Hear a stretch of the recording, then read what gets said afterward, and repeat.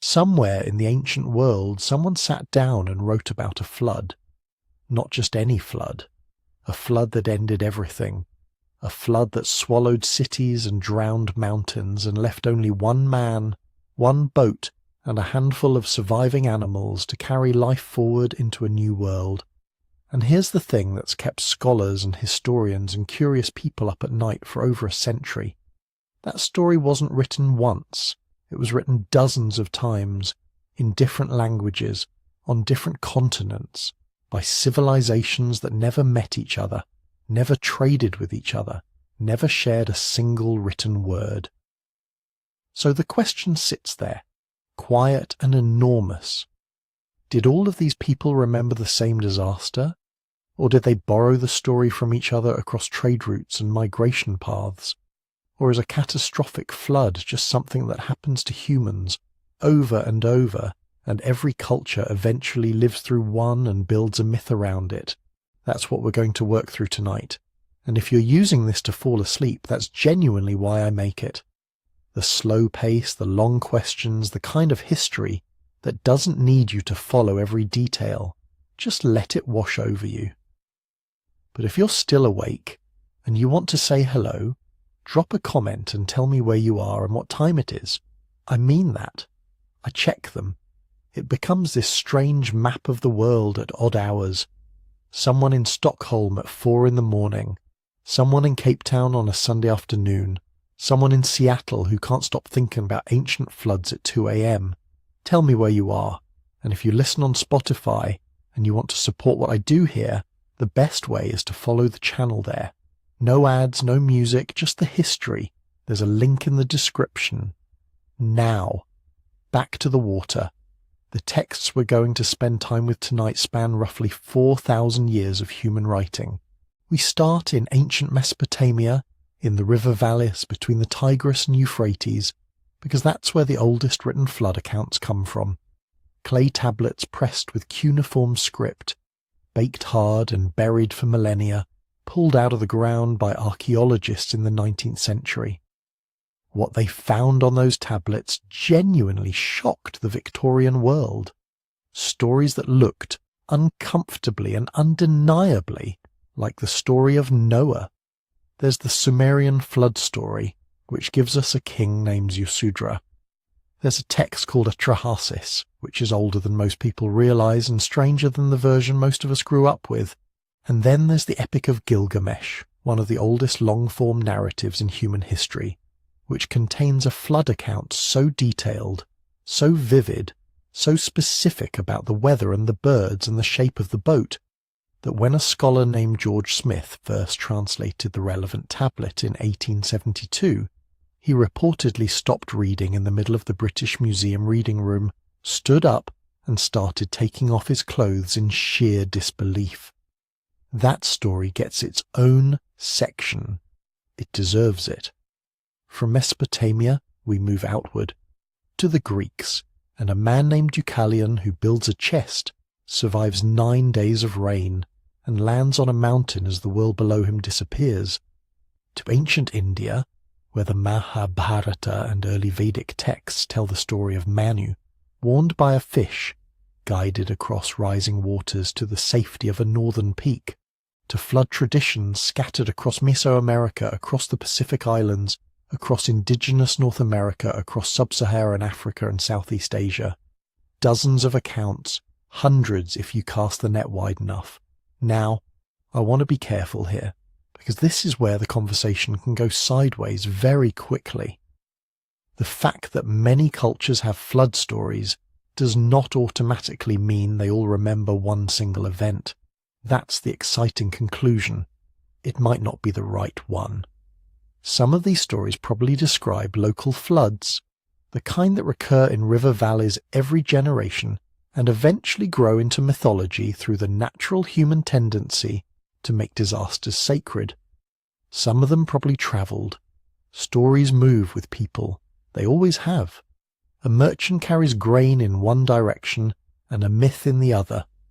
But some of these accounts have details that are genuinely difficult to explain away. Specific, consistent, geographically separated by oceans and mountain ranges and thousands of years of silence between cultures.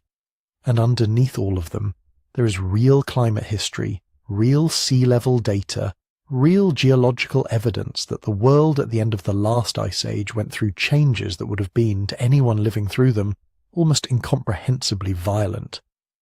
The ice sheets that covered the northern continents were melting. Sea levels were rising by as much as a metre per century in some periods. Entire coastlines were vanishing. Land bridges connecting continents were swallowed by the ocean in timescales that, within a human lifetime, you could actually witness. The Persian Gulf Basin, which may have once been a habitable river valley, flooded.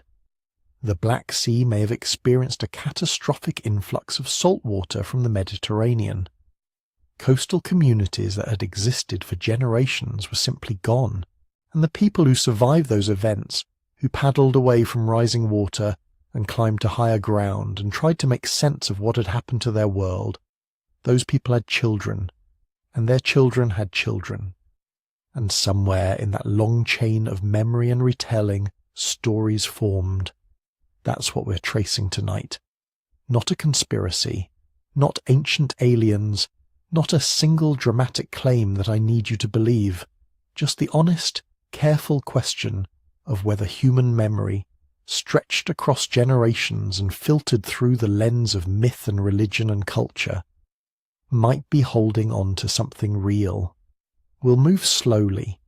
We'll look at the evidence before we look at the theories. We'll start where the clay tablets start, in the muddy river valleys of ancient Sumer, where flooding wasn't a mythological concept. It was Tuesday. The rivers flooded every year, sometimes gently, sometimes in ways that ended entire cities. And the people who lived there built the first written civilization on Earth, and somewhere in that process wrote down a story about a flood unlike any other. A flood that the gods sent on purpose. A flood that one man survived because one god whispered a warning through a wall of reeds. It's a strange and beautiful story, and it's several thousand years old, and it looks, in ways that are hard to ignore, like a story you've heard before. So settle in. Close your eyes if you want to.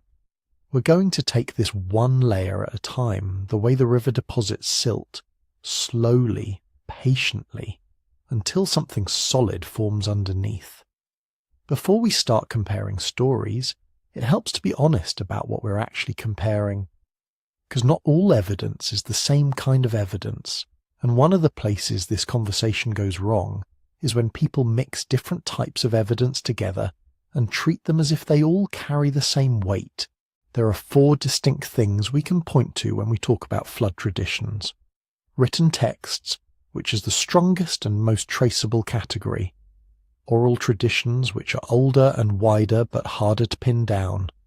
Archaeological evidence, meaning the physical remains of settlements, disruption layers in the soil, signs of abandonment or catastrophe. And geological and climate data, the deep record of what the Earth itself was actually doing during the periods in question. Each of these tells us something different. Each has its own limitations, and the most careful version of this conversation keeps them separate until there's a genuine reason to connect them.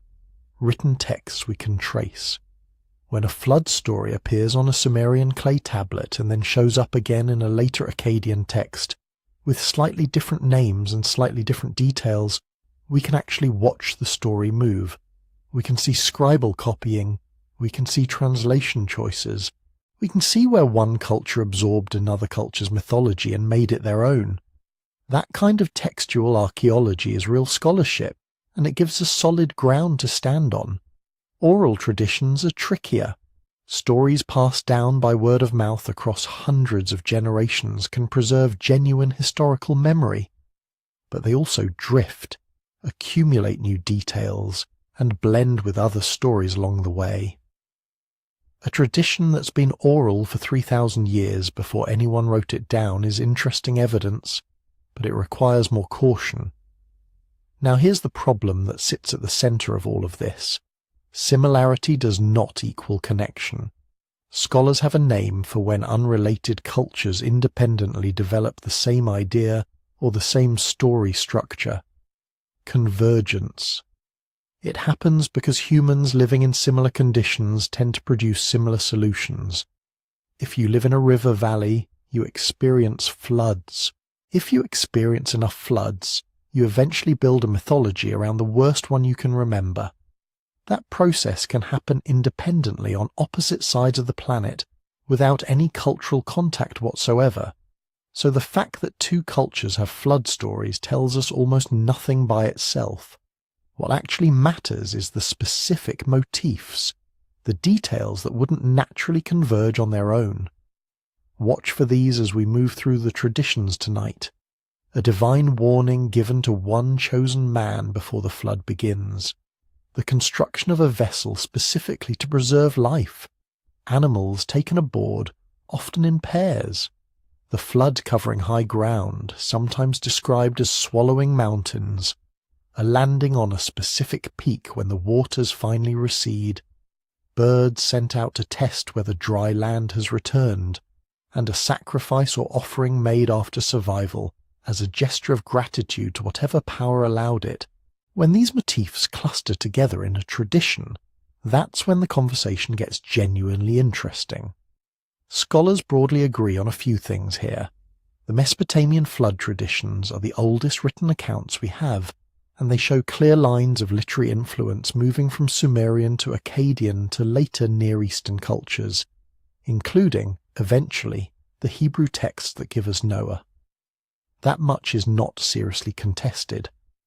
What remains speculative is how far that influence travelled, whether the Indian tradition of Manu developed independently or absorbed some of the same ideas through ancient trade networks, and whether any of these stories preserve a specific memory of a specific real event or simply reflect the universal human experience of living near water that sometimes rises.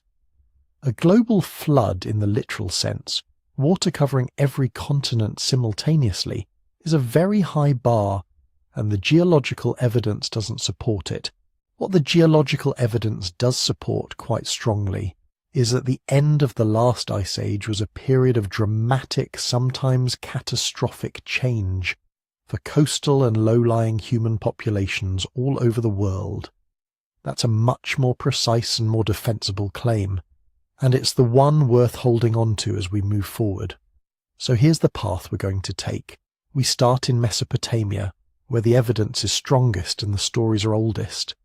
Then we move outward to Greece, to India, to other traditions that add genuine signal to the question. And underneath all of it, we'll keep checking back against what the climate record actually shows. One layer at a time. Let's begin with the river. If you're going to invent a civilization that obsesses over floods, Mesopotamia is exactly where you'd put it. Imagine living between two rivers that do not behave. The Nile, for example, is relatively polite. It tends to rise at about the same time every year, roughly the same amount because its flood pulse is tied to a giant predictable monsoon system. You can plan around the Nile. The Tigris and Euphrates were different. They were fed by snowmelt and winter rains up in the Taurus and Zagros mountains, funneled through a patchwork of tributaries. That meant their floods could be early, late, weak, or violently strong. In some years they barely rose at all.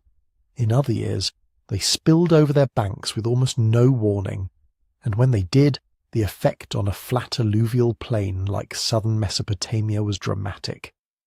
There are no steep, confining valley walls there, just an almost level landscape stretching for miles. When the rivers broke their banks, the water could fan out, spread, linger. A single breach in a levee could turn fields, villages, and roads into a shallow inland sea. The timing made it worse. The most dangerous floods often came in spring, right when crops were nearing harvest. Months of work could vanish in a few days. Grain rotted in standing water, houses of sun-dried brick softened and collapsed, canals silted up and had to be dug out by hand. It wasn't just a nuisance. In a bad year, It could be the difference between a region thriving and a region facing famine. Now add human genius and human short-sightedness. From very early on, people in Mesopotamia learned to bend those rivers to their will. They dug canals to bring water away from the main channels onto higher, drier land. They built levees to keep floods out of fields and to hold the water in narrow, fast-moving courses. They engineered entire landscapes. That irrigation revolution made settled life possible in places that would otherwise have been semi-desert. It allowed dense cities like Uruk, Ur and Lagash to exist at all. But it also amplified vulnerability. Once you're in an irrigation state, your survival depends on infrastructure. Canals have to be maintained constantly or they clog with silt. Levees have to be inspected and patched, or they fail catastrophically. One city's clever diversion canal can increase flood risk downstream. And if you overdo the irrigation, if you keep flooding fields year after year in a hot evaporative climate, the salts dissolved in the river water get left behind in the soil. Over centuries, that salinization can quietly poison your farmland, forcing shifts in crops and eventually abandonment of some areas. By the 3rd millennium BCE, southern Mesopotamia was a tightly interlocked system of cities, fields, canals, and levees. High settlement density right along the river courses, granaries full of stored grain, temples that doubled as economic hubs, bureaucracies tracking rations, labour and land use on clay tablets. In that kind of world, a major flood isn't just water where it shouldn't be. It's a systemic shock.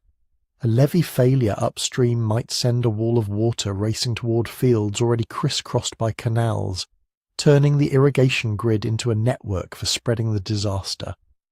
A badly timed inundation could wipe out a season's crops across multiple city-states, undermine buildings, destroy records, displace tens of thousands of people. For those who survived, the experience would feel like the end of the world, because it was the end of their world. Their houses, their fields, their temple precincts, their entire mapped-out reality drowned in muddy water. And crucially, Mesopotamian cities remembered. These were societies that wrote everything down. They kept administrative records, legal texts, omens, hymns, building inscriptions. If a new king restored canals after a disaster, scribes recorded it. If a flood devastated a region, the damage filtered into receipts, land registers, and royal propaganda. It also filtered into theology. When your king is supposed to be the divinely sanctioned manager of water, literally the one who establishes justice and sets the canals in order, a catastrophic flood is not a neutral event. It raises questions. Who was angry? Whose ritual was neglected? Which decree from the gods had been violated? That's how a physical disaster becomes a political theological story. A king who came to power after such a catastrophe would have every reason to frame it as a cosmic reset. Before the flood, those rulers were corrupt or illegitimate. After the flood, the gods chose me, rebuilt the temples, restored order. The flood becomes not just weather, but a dividing line in history.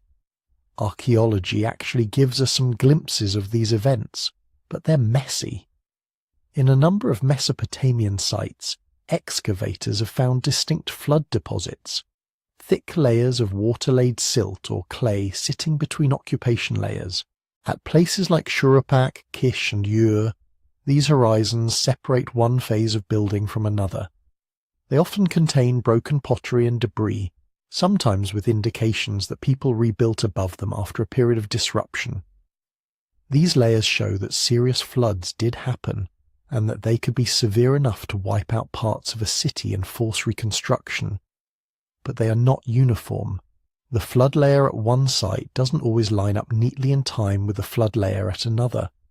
Stratigraphy can be complicated by later digging. Dating relies on pottery styles, radiocarbon samples with error ranges, and correlations across sites that are still debated. So, When people ask, can we find the flood of the Sumerian stories in the ground? The honest answer is, we can find floods, plural, local or regional events that were devastating in their immediate context. We can't point to a single layer and say with confidence, this one, in this year, is the literary flood. The connection between mud in the ground and myth on a tablet is suggestive, not definitive. And that's where perspective matters. For a small early city-state, the world does not mean the entire planet. It means the river plain you farm, the neighbouring towns you trade with, the places whose names show up on your lists of enemies and allies. If a flood takes out that whole network, if every village you know is under water, if the horizon is just water and wreckage, then as far as you're concerned, the entire world has drowned. You don't need a global ocean wrapping every continent to produce a story about everything being destroyed. You just need a low-lying river plain, an unpredictable hydrological system, a dense irrigation society, and one especially bad year. Mesopotamian texts eventually crystallize that sense of before and after into something more formal. One of the most important documents we have is the Sumerian king list. It's a chronicle of rulers and cities, written and recopied over many centuries, that tries to impose order on a very chaotic early history. In that list there's a simple but powerful phrase, "Then the flood swept over," after the flood had swept over and kingship had descended from heaven again. The narrative divides time into two eras. Before the flood, kings rule for impossibly long lifespans in antediluvian cities. After the flood, kingship is re-established in new centres, with more human-sized reign lengths. This before the flood marker becomes a cultural boundary. It tells us that by the time these lists were composed, people in Mesopotamia already thought of a flood, some flood, as the hinge of history, a line that separated a mythic remote past from the remembered, more orderly present. Out of that world view, specific stories begin to take shape. Names are attached, motives assigned, divine counsels imagined. A single righteous figure appears, warned in advance, told to build something that floats. The earliest trace we have of that narrative is a Sumerian composition about a man named Ziusudra. And that's where we're going next. When we talk about the Sumerian flood story, we're not talking about a neat, complete book sitting on a shelf somewhere. We're talking about fragments. Literally. The main version of the Ziusudra story that scholars work with today comes from a single clay tablet found at Nippur, probably written in the Old Babylonian period, around the early 2nd millennium BCE. But the language on the tablet is Sumerian, and the story it tells seems older, likely going back into the late 3rd millennium, when Sumerian was still a living literary language. What we have is like catching a conversation halfway through. The tablet is broken at the beginning and the end. Some lines are damaged, some words are missing. Scribes in later periods copied and reworked things, so what survives is both an echo and an adaptation. But the core is clear enough. The story centers on a man named Ziusudra, king and priest of the city of Shuruppak. In Sumerian, his name probably means something like life of long days or he who lengthens days, which is an eerie foreshadowing of what's coming. The gods, as usual in Mesopotamian literature, are not a single will, they act in council. In the background of the surviving lines, we can see that some sort of divine assembly has met and decided on a drastic solution, a flood that will wipe out humankind. The text doesn't give a detailed debate the way later Akkadian stories do. We just hear that the great gods swear an oath or take counsel and settle on destruction. Why? The Sumerian tablet is frustratingly thin on motives. It hints more than it explains. Later Mesopotamian versions will say humanity is too noisy, too numerous, disturbing the rest of the gods. In Ziusudra's Sumerian story, the logic seems closer to a cosmic reset. The gods, who had established kingship and cities, now decide to unmake what they made. It's less about specific sins and more about the gods exercising absolute sovereignty over the order they themselves created. But divine councils are rarely unanimous. In the Ziusudra text, the god of wisdom and deep waters, probably Enki, called Ea in Akkadian, does what he often does in Mesopotamian myth. He finds a loophole. Through the wall of a reed hut, or perhaps through a dream or omen, he speaks to Ziusudra and reveals the secret. A flood is coming that will annihilate the seed of humanity. The language echoes a recurring Mesopotamian concern: seed, name, offspring being wiped out, erased from memory. Enki tells Ziusudra what to do. The tablet is damaged at exactly the place you'd most like it to be whole, but we can reconstruct the broad move. Ziusudra is instructed to build some kind of large boat or barge, to abandon his city and possessions, and to preserve the seed of mankind and possibly animals as well. The word for the vessel is debated. It might be a huge roofed boat. It might be more like a giant reed house made seaworthy. Either way, it's big enough to carry the crucial cargo of life. Then the flood comes. Here the Sumerian tablet briefly comes into focus. Storms rage. The wind howls. The sun disappears. The text talks about the flood lasting 7 days and 7 nights, a number that will echo down through later myths. Everything outside the boat is destroyed. The text uses formulas like "the great storm flattened the land" and "the flood swept over the people like a battle." After those 7 days, the sun god Utu appears. The flood subsides. Ziusudra opens something, perhaps the hatch or window of his vessel, and light returns. The world, or at least the known world of Shuruppak and its neighbours, has been scoured clean, and Ziusudra, with his boat and his passengers, is still there. What happens next is what marks this as a prototype for later flood heroes. Ziusudra offers sacrifice. He bows before An and Enlil, the high gods, and pours out offerings. The gods smell the sacrifice, are appeased, and change their stance. The very figure who represents the remnant of doomed humanity is now the focus of divine favour. In the lines that survive, the gods grant Ziusudra a kind of reward that will reappear in later versions under other names. They give him life like a god, breath eternal, and make him dwell in a distant, blessed place, often identified with Dilmun, a pure, far-off land associated with beginnings. So the template is there, already in Sumerian. A divine council decides on global feeling destruction. One man receives a secret warning. He builds a specialized boat. The flood annihilates his world. He survives, lands somewhere, offers sacrifice, and is given an exceptional, almost divine status. Life is renewed through him, but the story is also distinctly Sumerian in its framing. The world that is being destroyed is a network of cities, not a wilderness dotted with villages. The text is city-centered. Shuruppak is a real place, known from administrative tablets and archaeological remains. Kingship is already an institution. Temples are already central. The gods are already tied to particular cities.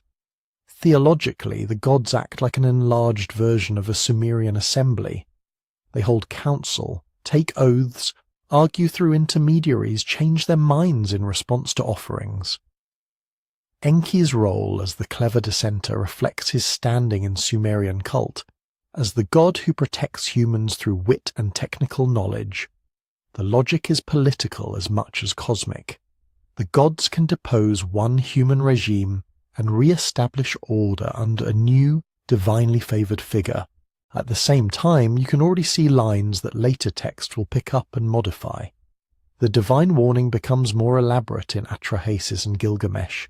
Enki swears not to reveal the council's secret, then speaks to a wall that just happens to be next to the hero's house. The boat plans get more detailed, with dimensions and materials specified. The reason for the flood is sharpened from broad divine displeasure into a specific complaint about noise and overpopulation.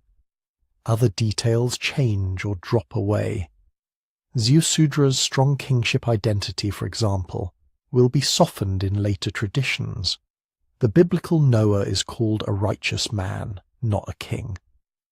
Ziusudra's elevation to an almost divine status in a far-off land becomes Utnapishtim's immortality in Gilgamesh, and then gets reworked entirely in Genesis, where Noah doesn't become immortal, but his descendants inherit the earth under a new covenant. Even basic plot mechanics vary. In the Sumerian version, we don't clearly see birds being sent out to test the waters, or a detailed landing on a mountain. Those motifs appear more fully formed in Akkadian texts. Whether they were originally present in Ziusudra's story and lost with the broken pieces, or added later as the tradition evolved, is one of those questions we can't answer definitively. And that's the catch with working from fragments. Our entire reconstruction of the Sumerian flood story depends on a damaged tablet, a few overlaps with other texts, and a lot of careful, cautious inference. Small gaps in the clay can hide big moves in the narrative. Did the original Sumerian version give a more explicit reason for the god's anger? Did it list animals entering the boat? Did it describe the geography of where Ziusudra ended up? We don't know.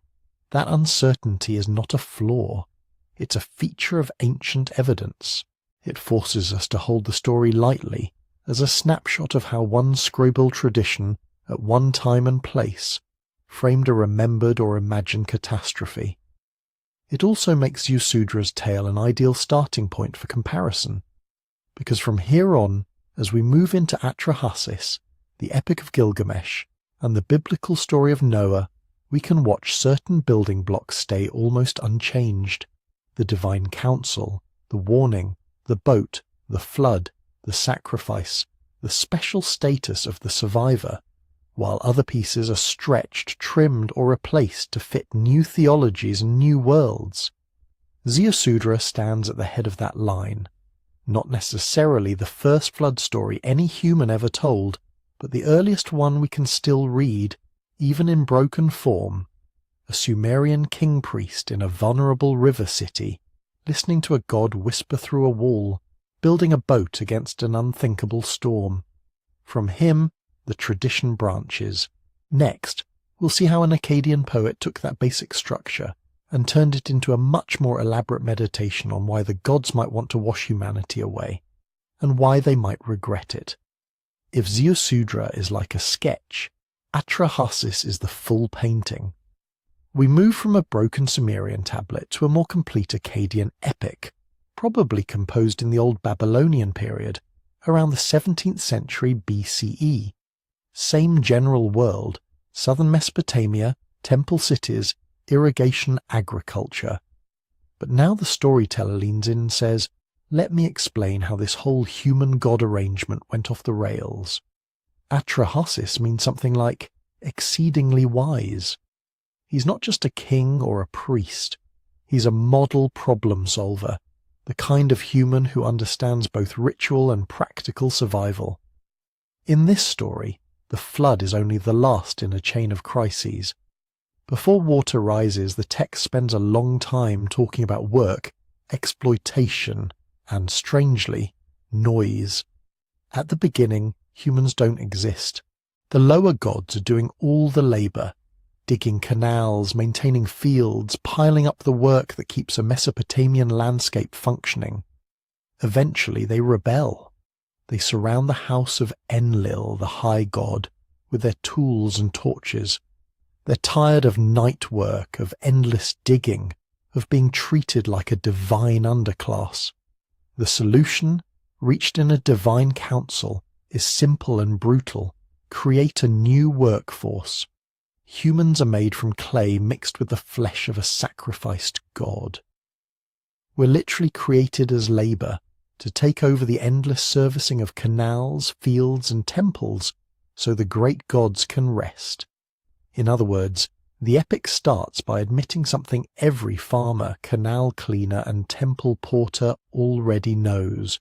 The world of irrigation agriculture is back-breaking, and somebody has to do it. At first, things work. Humanity multiplies, builds, produces. Offerings rise, fields are tended. Canals are kept clear. But there's a cost. As humans increase, they get loud. The text uses that one word, noise, over and over, not music, not prayers, not crimes, just sheer racket. The din of people and animals and work and cities and celebrations rises like a constant hum into the divine realm. For Enlil, this is intolerable. He can't rest. He can't sleep. The story is almost domestic. A god kept awake by the clamour of the neighbours downstairs. So he turns to population control. This is where Atrahasis becomes more than just a flood tale. Before the big catastrophe, the gods try subtler, smaller disasters. First comes plague. People fall ill, the population drops, the noise dies down. For a while, the problem is solved, but Enki, Ea in Akkadian, the same wisdom god who protected Ziusudra, steps in. He doesn't confront the council directly. He whispers solutions to Atrahasis. Offer specific sacrifices. Stop sending offerings to the plague god. Redirect worship in clever ways. The humans perform the rituals. The plague god is starved of attention. The epidemic ends. Population rises again. Noise returns. Next, Enlil sends famine. Crops fail. Plants wither. Starvation stalks the land.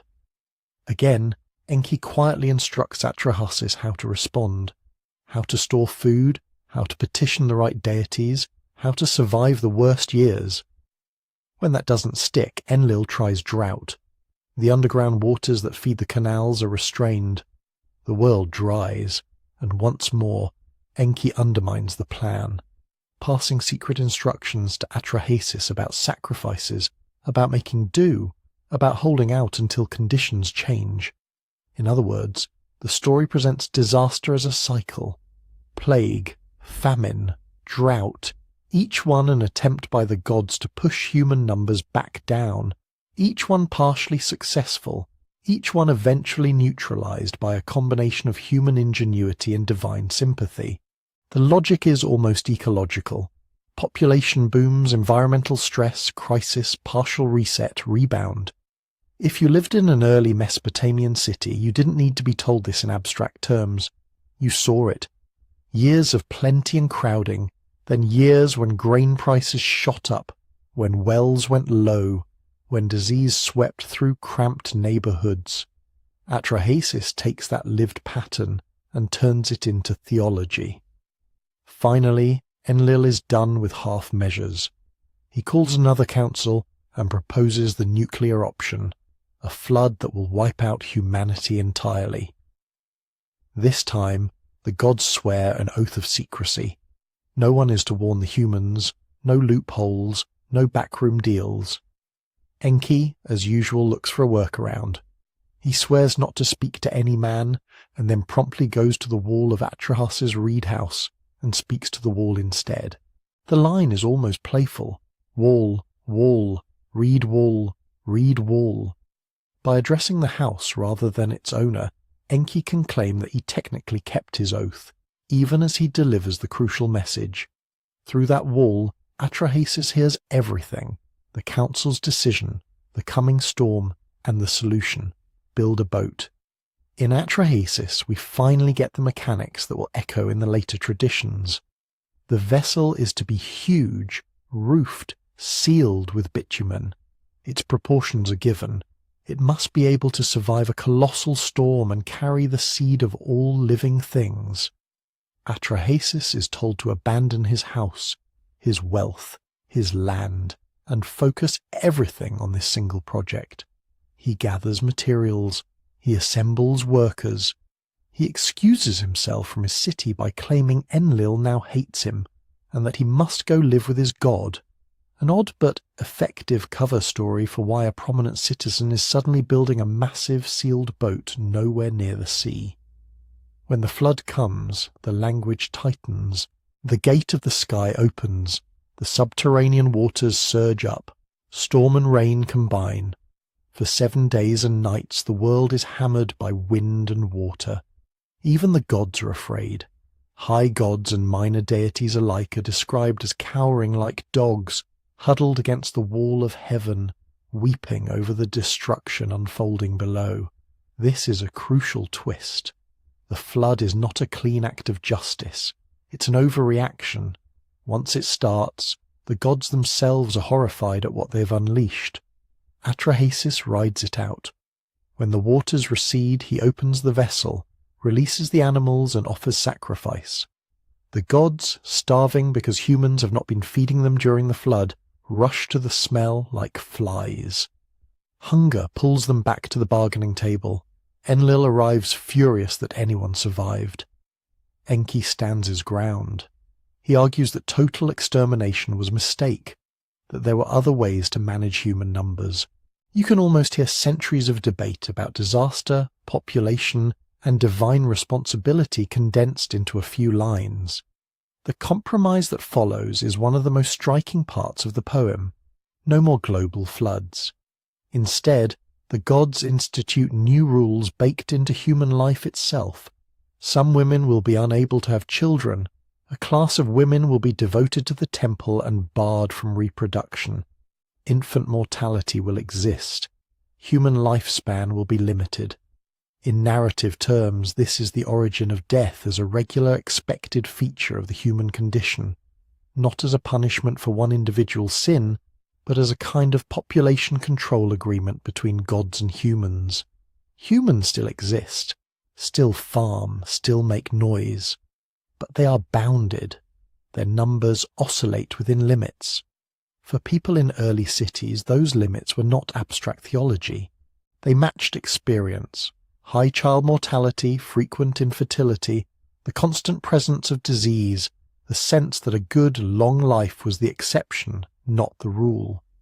Atrahasis frames all of that as the outcome of a cosmic negotiation after a catastrophe went too far. It's also the bridge to later Babylonian versions. When scribes in the first millennium BCE copied and reworked Atrahasis into the flood episode of the Epic of Gilgamesh, they kept the core structure, the council, the oath, Enki whispering to a wall, the giant roofed boat, the 7-day storm, the sacrifice, the gods regretting their own violence. But they trimmed much of the earlier material about plagues and famines and the detailed population policies. Gilgamesh is more interested in one man's quest for immortality than in the long logic of demographic control. Genesis will inherit parts of both. Divine regret, a promise not to destroy the earth again, new rules about fertility and lifespan, but recast them in a different theological key. Atrahasis sits in the middle. It remembers flood as one disaster in a patterned cycle of crises. It ties that cycle to real pressures, crowding, labor, disease, food insecurity, in the earliest cities humans ever built, and it suggests that behind the drama of one man's boat, there's a deeper question being asked. What happens when humans become too many, too loud, too disruptive for the fragile system that support them, and what will the powers that be do about it? By the time we meet the flood again, it's no longer the main act, it's a memory inside another story. We're in the Epic of Gilgamesh now, the great stitched-together masterpiece of first millennium BCE Mesopotamia. Gilgamesh is king of Uruk, part god, part man, all ego. He builds walls, terrorizes his subjects, wrestles monsters, but the core of his story isn't about power. It's about what happens when he realizes that no matter how strong he is, he's going to die. After his friend Enkidu dies, Gilgamesh falls apart. He can't accept death as inevitable. He abandons his city, his throne, his royal dignity, and goes wandering in skins and rags, looking for someone who has done what he suddenly needs more than anything else, cheated mortality. That's where Utnapishtim comes in. In the standard version of the epic, the flood story shows up on what modern scholars call Tablet 11, the flood tablet, that caused such a shock when it was first read in the 19th century, because it sounded so much like Genesis. But inside the poem, it's very clear why the story's told. Gilgamesh has heard rumours of a man who found life, someone the gods granted eternal existence. He travels across strange landscapes, through darkness under the mountains, over the cosmic sea, to reach this remote survivor. When he finally finds Utnapishtim, the old man doesn't greet him with mystical secrets. He looks at the exhausted king and basically says, "Why are you here? Why are you wasting yourself chasing what no human can have?" Gilgamesh insists. He wants to know how Utnapishtim escaped death. So Utnapishtim does something unusual in ancient epic. He gives personal testimony. He doesn't say, "They say once upon a time." He speaks in the first person. "I will reveal to you, Gilgamesh, a hidden matter. A secret of the gods I will tell you."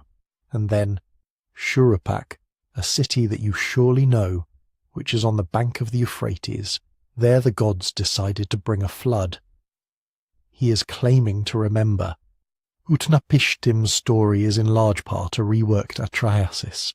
Same basic structure, the divine council, the oath of secrecy, Ea, Enki, whispering the warning to the wall of a house, the frantic building of a sealed boat, the 7 days and nights of storm, the sacrifice when the waters recede, the gods ashamed of their own excess. But in Gilgamesh, that remembered storm is framed with a different emotional charge. It's not just about population control or divine politics. It's about the one man in all history who was allowed to step outside the normal human fate. The details of his memory are vivid. He describes the boat not as a long ship, but as a massive, almost cubical structure. Its length, width, and height are to be equal, like a floating multi-story house, roofed, pitched, and sealed with bitumen, built to bob rather than slice through waves. Inside it's packed with the seed of all living things, his family, craftsmen, domestic animals, wild beasts. The language suggests a crowded, noisy, smelly box of survival, not a sleek vessel. When the appointed day comes, the signs line up. The horizon blackens. The storm god's thunder shakes the foundations. The poem leans into superlatives. The storm is described as like a battle, like an onslaught in which even the gods are terrified by the violence they have unleashed. Wind, rain, and the bursting subterranean waters combine to erase the world of cities and fields. For 6 days and 7 nights, Utnapishtim says, the storm raged. On the 7th day, it fell silent. When he dares to open a window and look out, there is nothing. No land, no landmarks, just a flattened, drowned plain. The boat drifts until it comes to rest on the mountain of Nisir, an unfamiliar name to us, but for the ancient audience, a specific high place to the north or east. Later traditions will move the landing somewhere called Ararat. The pattern of arc plus mountain is already here. From there, we get the bird test. Utnapishtim waits. He sends out a dove. It circles and comes back. Nowhere to rest. He waits again, sends out a swallow. Same result. Finally he sends a raven. The raven sees drying land, eats, caws, doesn't return. Only then does Utnapishtim open the doors and let the animals pour out into the new, muddy world. That sequence, mountain landing, series of birds, one failing, one succeeding, is one of those motifs that will echo far beyond Mesopotamia. When you see a bird released from a boat after a flood in later traditions, you're seeing Utnapishtim's remembered experiment refracted and reworked. Once on land, his next act is sacrifice. He builds an altar, he arranges offerings. As in atrahasis, The text leans into the image of hungry gods. Deprived of regular food offerings during the flood, they gather like flies around the smoke. It's an unflattering, very human image of divinity, fragile, dependent, drawn by hunger. Then the internal conflict in heaven surfaces. Ishtar, the great goddess, laments the destruction. She wails over the dead, calls herself foolish for having voted for the flood. Other gods share that regret. But Enlil, the initiator of the disaster, is furious when he sees the boat and realizes someone has survived. He demands to know who leaked the plan. Ea answers with a careful mix of respect and defiance. He admits warning Utnapishtim but reframes the issue. The problem wasn't that a human survived, it was that Enlil chose total annihilation as his tool. There were other ways to correct human behaviour, other ways to reduce numbers. He even lists them, a callback to the plague, famine and drought of Atrahasis, condensed into a few lines. The outcome is a compromise, but with a twist. In Gilgamesh, the focus isn't on setting up general rules about infertility or lifespan. Those are just assumed background facts of human existence now. Instead, the gods take Utnapishtim and his wife aside and grant them a unique status. They are made like the gods, allowed to live far away at the mouth of the rivers, removed from the cycles of birth and death that bind everyone else. In Mesopotamian thought, this is extraordinary. Immortality is not a standard human reward. There is no broad promise that good people will live forever. The dead go to a dim, dusty underworld. Better if you have descendants to bring offerings, but still a shadowy continuation, not a glorious heaven. The gods are immortal. Humans are not. That line is firm. So Utnapishtim is a violation of the rule, a living fossil of a decision the gods later regretted. His immortality is not presented as a happy ending for humanity. It's more like a curiosity, an anomaly. His very existence underscores the message he delivers to Gilgamesh. The gods kept eternal life in their own hands. What happened to him won't happen again. And this is what finally matters for Gilgamesh's arc. He hears the story he came to hear, how one man survived the great storm and was granted unending life, but the moral is not do what he did and you too will be saved. It's the opposite. Utnapishtim insists that the flood was a one-time unrepeatable event. The conditions that led to his immortality are gone. Gilgamesh is tested, told to stay awake for 6 days and 7 nights as a kind of miniature challenge against death and decay. He fails almost instantly.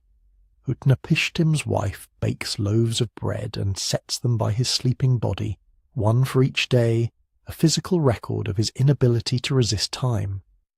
When he wakes, Gilgamesh protests. The evidence is right there, the stale, mouldy loaves, the freshly baked ones. Time has passed, he has slept, he has lost. If he couldn't even hold off sleep, how could he hope to hold off death? For the audience, the flood story has now done 2 jobs at once. On the one hand, it preserves a particular memory of catastrophe, of a storm so violent it had to be explained as the work of panicked gods, of a boat built to impossible specifications, of a mountain that became a marker for survival, of birds and offerings and divine regret. On the other hand, it frames that memory inside a philosophical argument about human limits.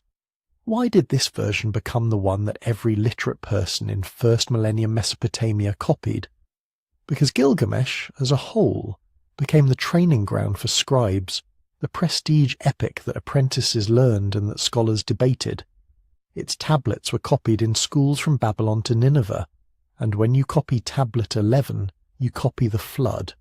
The story of Utnapishtim's remembered storm rides inside a tale about kingship, friendship, grief, and the search for meaning in a short life. That's what lets it travel.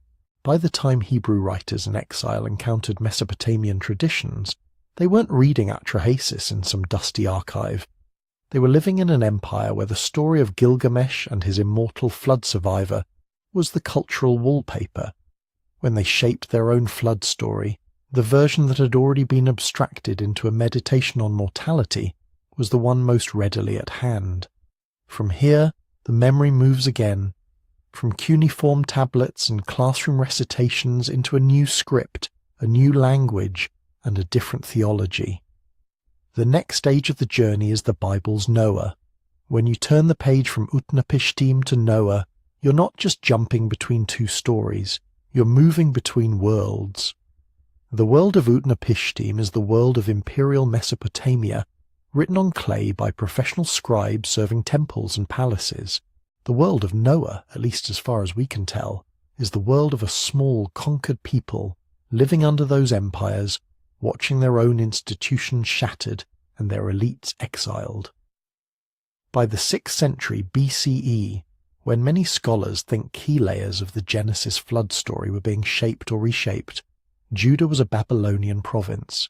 Jerusalem's temple was destroyed. Its royal family was dethroned. Educated Judeans found themselves in a scribal universe run by their conquerors, learning the imperial language, exposed to its literature, its myths, its legal codes. In other words, they were living inside the same kind of intellectual ecosystem that kept Gilgamesh alive. Cuneiform tablets filled with flood stories were sitting in temple archives and palace libraries. Babylonian officials and priests were part of daily life. The young men of the Judean elite who wanted to function in this new world had to learn Akkadian, had to learn its writing, had to learn the classics. The Epic of Gilgamesh, with its tablet of the flood, was almost certainly one of them. So when the Hebrew scribes told a flood story of their own, they weren't doing it in a vacuum. They were speaking into a conversation that had already been going on for centuries along the Tigris and Euphrates, but the way they tell it is very different. The flood in Genesis 6 to 9 is not just a remembered storm, it's a hinge in a larger narrative, a reset button on creation. The story opens with an evaluation. The earth, which in Genesis 1 had been declared very good, is now described as ruined, filled with violence. The verbs double up: corrupt, corrupt, violent, violent. The point is hammered home. Whatever humans have become, it isn't what the Creator intended. So the flood is announced not as a whim of noisy gods, but as a moral response. The end of all flesh has come before me, the text says, for the earth is filled with violence because of them. The disaster is judicial. It comes with a reason, and then, immediately, there is an exception. Noah found favor. He's described with ethical language, righteous, blameless in his generation, walking with God. That trio of terms will become central to later Jewish and Christian readings. Instead of Atrahasis, the clever survivor, warned by a trickster god who quietly subverts the divine plan, we get Noah the obedient servant, directly addressed by the one God who both judges and saves. The structure follows some familiar beats: a command to build an ark, specifications given in strange but precise measurements, instructions to gather animals, a catastrophic deluge, a mountain landing, a bird sequence, a sacrifice. You can almost feel the Mesopotamian scaffolding underneath, but the framing has been rebuilt. Noah doesn't overhear a half-secret plan. There is no divine oath of silence to be broken. The God of Genesis declares his decision and his intention openly. There's no quarrel between rival deities, no post-disaster argument about whether annihilation went too far. There is one will consistent from beginning to end, and that will is described as morally engaged with human behavior. The flood itself in Genesis is also more drawn out and stylized. Rain falls for 40 days and nights, but the waters are said to rise for 150 days before the ark comes to rest, then slowly recede. The text tracks time with a calm, almost liturgical rhythm, dates, months, anniversaries. Where Mesopotamian storms are short, furious bursts of chaos, the biblical flood feels like a long, heavy undoing of creation, followed by a carefully paced recreation. The bird episode is echoed but rearranged. Noah sends out a raven, which flies back and forth, then a dove, which returns with nothing. After 7 days he sends the dove again. It comes back with an olive leaf. After another 7 days the dove doesn't return. The pattern of repeated tests, waiting, and final non-return is the same basic motif as Utnapishtim's birds, but the details are tuned to a different symbolic register. The olive leaf becomes a sign of renewed life and later a general symbol of peace. When Noah leaves the ark, his first act is sacrifice, just like Utnapishtim's. The text even retains a trace of the old image. The deity smells the soothing aroma, but the reaction is transformed. There's no suggestion that God has been starving without offerings. Instead, the sacrifice becomes the setting for a declaration. That declaration is the heart of the Genesis flood story, a covenant. In Mesopotamian stories, after the flood, the gods reconsider tactics. They agree to limit human numbers through famine, disease, and shorter lifespans. They accept that mortals will continue to exist, but on tighter terms. The decision is political and pragmatic, how to manage an unruly labour force. In Genesis, the post-flood speech has a different tone. God declares, "Never again will I curse the ground because of man, and never again will all flesh be cut off by the waters of a flood." It's a unilateral promise, not a bargain hammered out among quarrelling gods. There's no suggestion that humans have become less capable of sin. The text is blunt.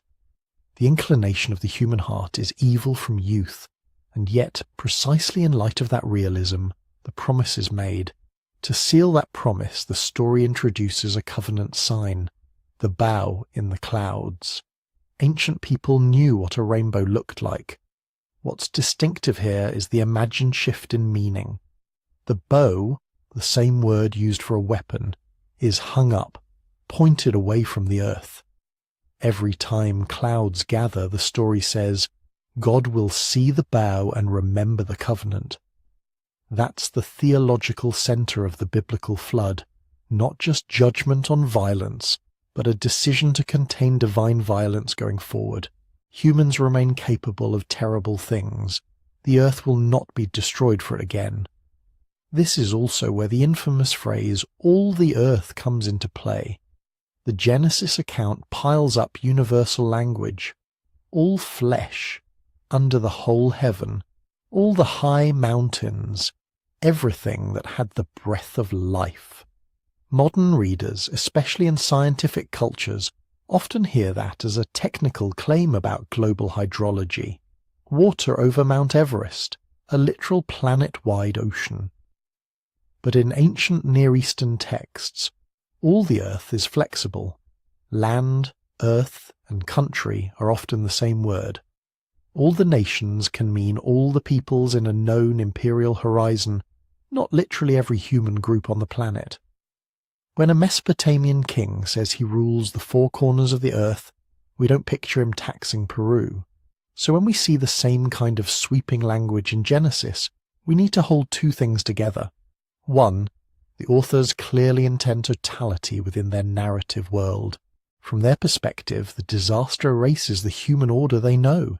It is exhaustive, not a local inconvenience. Two, that totality doesn't necessarily map neatly onto a modern globe. It's an absolute statement told from a particular vantage point. Scholars who study these texts have proposed different models for how Noah's story relates to Atrahasis and Gilgamesh. One model sees a shared Near Eastern flood tradition, older than any surviving text, that different cultures shaped in parallel. In this view, Mesopotamian and Israelite authors are drinking from the same deep well of regional memory, maybe of catastrophic river floods, maybe of older oral epics, each giving it their own spin. Another model sees more direct borrowing, especially during the exilic and post-exilic periods. Hebrew scribes, familiar with cuneiform stories from Babylonian schooling, may have consciously reworked motifs: the ark, the birds, the mountain, the sacrifice, into a narrative that expressed their distinctive theology of one God, covenant, and ethical accountability. A third possibility emphasizes independent shaping. Even if certain narrative bones came from Mesopotamia, the flesh of the Genesis story, its emphasis on righteousness, its framing of the flood as a moral crisis, its covenant structure, grows out of internal Israelite traditions about creation, law, and the relationship between God and humanity. Most specialists today see some combination of these. Strong literary parallels suggest real contact with Mesopotamian material. Strong theological differences show that the biblical authors weren't just translating, they were arguing with what they'd inherited. And then, over time, readers began arguing with them. Later Jewish interpretation would ask, was Noah really righteous, or just better than his neighbours? Did the flood cover literally everything, or everything that mattered? Christian and Islamic traditions would layer on new meanings, seeing the ark as a symbol of salvation, the waters as images of baptism, Noah as a prophet warning a heedless generation. Medieval thinkers tried to reconcile the story with the geography they knew. Early modern scholars asked how all the animals fit, how the waters rose and fell. Modern readers ask questions about geology and genetics. In each case, the story is being reread through a different set of concerns. What began as a flood narrative in a small corner of the Near East, shaped, in the shadow of Mesopotamian empires, has become for billions of people the paradigmatic flood. It now carries layers of theology, ethics, and cosmology that its first hearers wouldn't recognize, and yet embedded in its bones the old memories are still there. A box-like boat, a mountain, birds searching for land, a sacrifice after the storm. From here we can watch the flood ripple outward again, into Greek stories, Indian stories, and the many other traditions that remember a world remade by water. When we step into Greece, the mood of the flood shifts. The Mesopotamian and biblical stories you've just heard are obsessed with beginnings, creation, uncreation, and covenant. The Greek tradition drops its flood right into the middle of a universe that's already been through several rounds of trial and error. Enter Deucalion and Pyrrha. In most versions, the gods have already seen multiple ages of humanity come and go, gold, silver, bronze, sometimes heroes, and then iron. Each age is more flawed than the last. Violence increases, justice weakens. People don't just make noise, they become morally corrosive. By the time we reach Deucalion's generation, the god Zeus looks down and decides the experiment has gone off the rails. The flood in this setting isn't a first response, it's a correction in a cycle. In the tale, as later Greek writers preserve it, Zeus sends a deluge to wipe out a corrupt human race. Only Deucalion, son of Prometheus, and his wife Pyrrha are warned, either by Prometheus himself or by an oracle. They build a chest or small ark, stock it, and ride out a storm that drowns almost everyone else. When the waters finally recede, their vessel comes to rest on a mountain, often identified with Parnassus, above the town of Delphi. At first glance you can feel the echoes, a divinely sent flood aimed at a wicked humanity. One couple singled out and saved. A vessel, a mountain landing, the lonely quiet after the waters drop. The overlap with Near Eastern motifs is hard to ignore, especially once you remember that by the time our main Greek sources were written, Hesiod in the 7th century BCE, later prose writers in the classical and Hellenistic periods, Greek elites were deeply entangled with Eastern Mediterranean networks. Greek merchants were trading in Phoenician ports. Greek mercenaries were serving in Near Eastern armies. Greek cities were borrowing alphabets, religious iconography, mythic themes. Flood stories could travel along those same routes, but if the bones feel familiar, the way the Greek tradition clothes them is distinctive. The landscape, for one thing, is unmistakably Mediterranean. These are not broad alluvial plains like the Tigris and Euphrates. Greece is a mosaic of steep mountains, narrow valleys, karst springs, flash-flooding rivers, and coastal plains that can vanish under storm surge. In that world, a world-destroying flood doesn't have to look like an endless ocean. It can be water roaring down a gorge, ripping away villages, landslides triggered by torrential rain, rivers jumping their banks and cutting new courses, enclosed basins filling like bathtubs. Ancient Greek communities knew those dangers firsthand.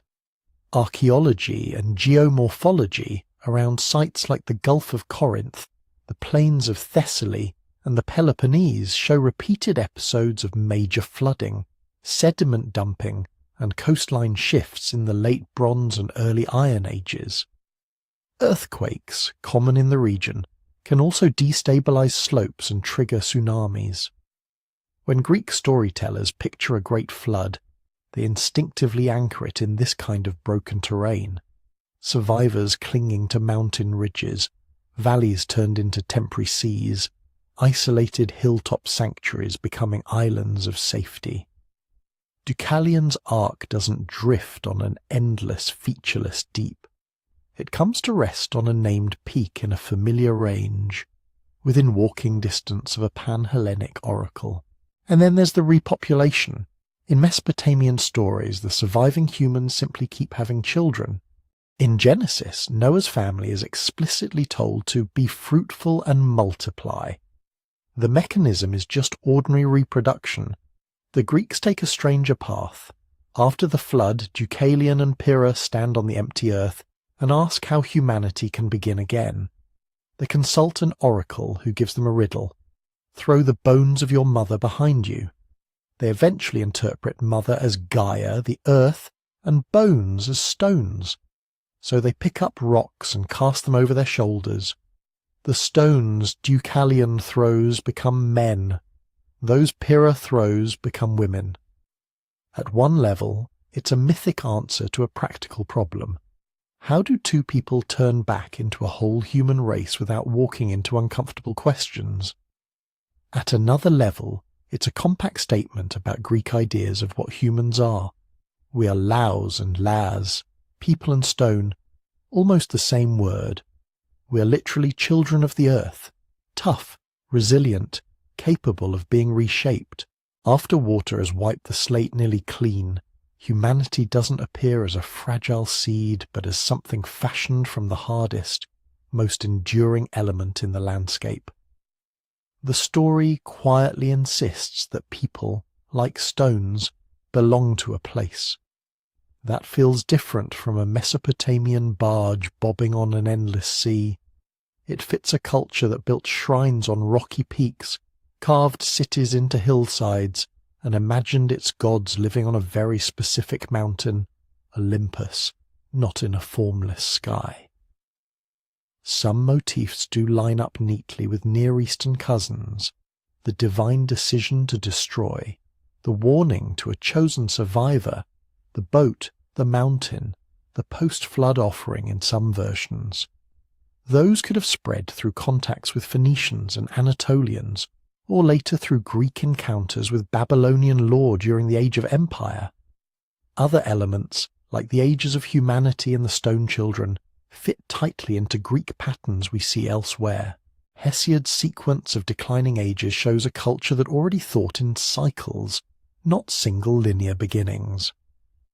Myths of people sprouting from earth or stones show up in multiple Greek regions, often linked to autochthony, the idea that our ancestors were born from this soil, not imported from somewhere else.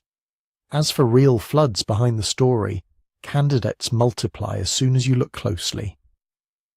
There are traces of ancient lake overflows in Thessaly that could have turned a fertile basin into a temporary inland sea. The Gulf of Corinth region shows evidence of rapid sea level and sediment changes that might have felt apocalyptic to coastal communities. Large earthquakes can trigger local tsunamis in the Aegean and Ionian seas. The legendary sinking of Helic in 373 BCE, swallowed by the sea after an earthquake, became a kind of local flood myth in historical memory. But each of these events is regional. They affect a valley, a gulf, a single stretch of coast, not the whole world. As with Mesopotamia, the further we move from text to landscape, the more likely it seems that multiple severe floods, spread across centuries and places, fed into a general memory of the time when water almost took everything. Trying to pin Deucalion down to one specific disaster misses that broader pattern. The story feels more like a synthesis, real experiences of flood and landslide in a fractured terrain, plus imported motifs from the Near East, filtered through Greek concerns about justice, decline, and renewal. That combination is exactly what makes the Greek material a useful test case. If cultures around the Eastern Mediterranean were all drawing on a single, ancient, literal memory of one world-altering flood, you might expect the stories to line up more tightly, almost like different dialects of the same tale. Instead, when we set Deucalion next to Ziusudra, Atrahasis, Utnapishtim, and Noah, we see a pattern that's both coherent and loose. The skeleton, divine anger, chosen survivor, boat, mountain, new start, is recognizably shared. But the muscles and skin, cyclical ages, stony children, Greek geography and theology are distinctly local. That suggests two things at once. First, there was clearly a lively traffic of stories, images and ideas across the Aegean and Near East, carried by trade, colonization, intermarriage, and diplomacy. Greek poets weren't inventing in isolation. Second, flood memories are remarkably adaptable. They can be bent to explain different landscapes, plugged into different moral frameworks, and used to answer different questions about what went wrong with humanity and what it would take to begin again. From Greece, if we keep moving east, the pattern of overlap and divergence appears again in the Indian traditions about Manu, where the flood comes with a fish, a mountain, and another chance for the world. When the story reaches India, water remembers another shape. In the oldest layer we can see clearly the late Vedic texts, especially the Shatapatha Brahmana. The flood is still a vast world-covering event, but the way it begins is different enough to make you pause. It starts with a fish. The story goes like this. Manu, a primordial human, sometimes a king, sometimes more like the archetypal man, is performing his ritual duties. He takes water in his hands, and a tiny fish appears in it, pleading for protection. If he spares its life, it promises it will one day save his. Manu agrees. He keeps the fish in a jar. When it grows, he moves it to a pond, then to a lake, finally to the sea. Each time the fish tells him, this place is no longer enough. The flood is coming. Warned by his ever-growing protector, Manu builds a boat. When the waters rise and cover the earth, the fish returns in its fully magnificent form, sometimes simply vast, sometimes described as horned. Manu ties his boat to the fish with a rope, and the fish tows him through the churning water until they reach safety at the northern mountain. There, when the flood recedes, Manu performs a sacrifice, pours clarified butter into the fire, and from that sacrificial act new life eventually emerges. If you've been keeping track of motifs, the resonances are immediate. A divinely informed warning, a specially built boat, tethering to something stable, a mountain, a ritual after landing, a new start. But the Indian version rearranges the pieces in ways that reflect its own concerns. In Mesopotamia, the gods are ambivalent at best toward their human survivor. In Gilgamesh, the gods are startled and almost regretful when they see the boat and the stubborn living things that made it through. In Atrahasis, the gods are hungry without offerings. In Genesis, God is both judge and covenant giver. In the Manu story, the saving figure is not a roaring storm god. It is a fish that asks for kindness and grows under human care. Most later Hindu traditions identify that fish as an avatar of Vishnu, an early appearance of the god who will later preserve the world again and again in different forms. But even in the early version, before the full Vishnu theology is gelled, the pattern is clear. Salvation is not a one-sided rescue dropped from above. It flows out of a reciprocal relationship. Manu shows compassion for a vulnerable creature. The creature, revealed as divine, repays him by pulling him through the end of the world. When scholars talk about parallels with Near Eastern flood stories, they often zero in on the boat and the mountain. In the Shatapatha Brahmana, Manu's vessel is explicitly called a ship, and the mountain is firmly placed in the north. Later tellings, especially in the Puranas, will specify names like the Himalayas or a particular peak. Just as with Ararat or Mount Nisya or Parnassus, people eventually tie the myth to a real skyline.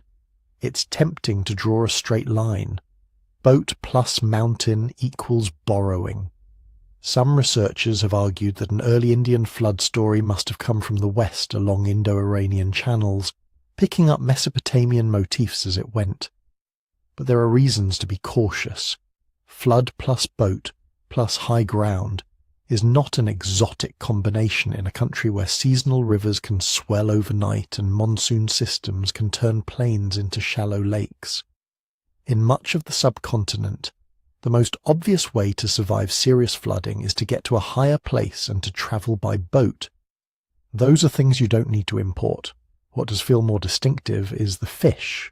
Helpful animal warns human of doom is a wider motif across Eurasia, but here it's fused to a theology of dharma, right action, duty and cosmic order. Manu is not spared because he is noisy or silent, wicked or pure in a generic sense. He survives because he behaves as an ideal human should. He protects the small, he maintains ritual, he listens attentively to a strange voice, he acts when warned. After the flood, he doesn't simply step off the boat into a fresh world, he performs sacrifice. In some later accounts, a woman arises from that ritual, and from their union humanity re-begins. In others, beings emerge from the sacrificial offerings themselves. Creation, in other words, is rebooted through Dharma. The flood wipes the slate. Right action writes on it again. Over time, this story shifts and accumulates layers. In the Vedic texts, Manu is a culture hero tied to the sacrificial system. The focus is on how ritual and cosmic order survive catastrophe. The fish is a guide. The theology around it is still relatively spare. Later, in the Mahabharata and the Puranas, the narrative becomes more explicitly mythic and devotional. Manu becomes one in a cycle of Manus who preside over different ages. The fish is not just any divine being, but the first of Vishnu's 10 classic avatars, Matsya. The flood may still be triggered by human failings, but it now slots into a grand cosmic pattern. Ages rise and fall, Dharma declines, worlds dissolve and are made again. The same skeleton, flood, rescue, mountain, renewal, gets wrapped in a much bigger philosophy of time. Behind all this, the real landscape is not silent. India's climate history is dominated by the monsoon. Paleoclimate records from lake sediments, cave formations, ocean cores show that monsoon strength has waxed and waned dramatically over the last several thousand years. Periods of intense rainfall can bring repeated severe floods. Weaker monsoons can mean drought and failed crops.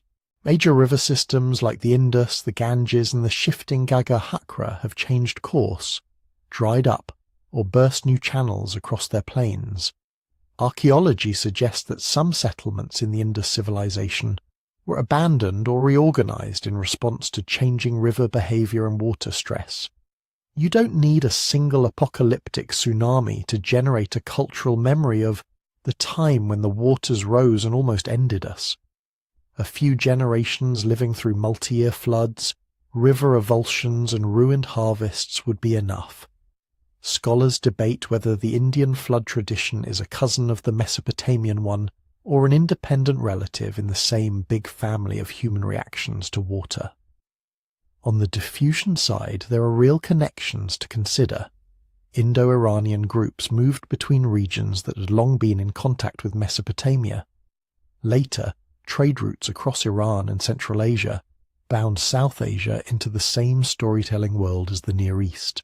It's entirely plausible that ideas about divine floods and chosen survivors travelled along with goods, gods, and scripts. On the independent emergent side, the fish, the sacrificial reboot, the strong tie to dharma and cyclical time all fit so snugly into Indian patterns that they are hard to imagine as simple imports. If an older Near Eastern flood story came east, it was quickly naturalized, married to local rivers, local ethics, local philosophies of time. For our shared memory of water question, Manu does two important things. First, it confirms that by the first millennium BCE, very different cultures around Eurasia were telling stories with broadly similar flood skeletons. A cosmic decision, a warned human, a vessel, a mountain, a new start.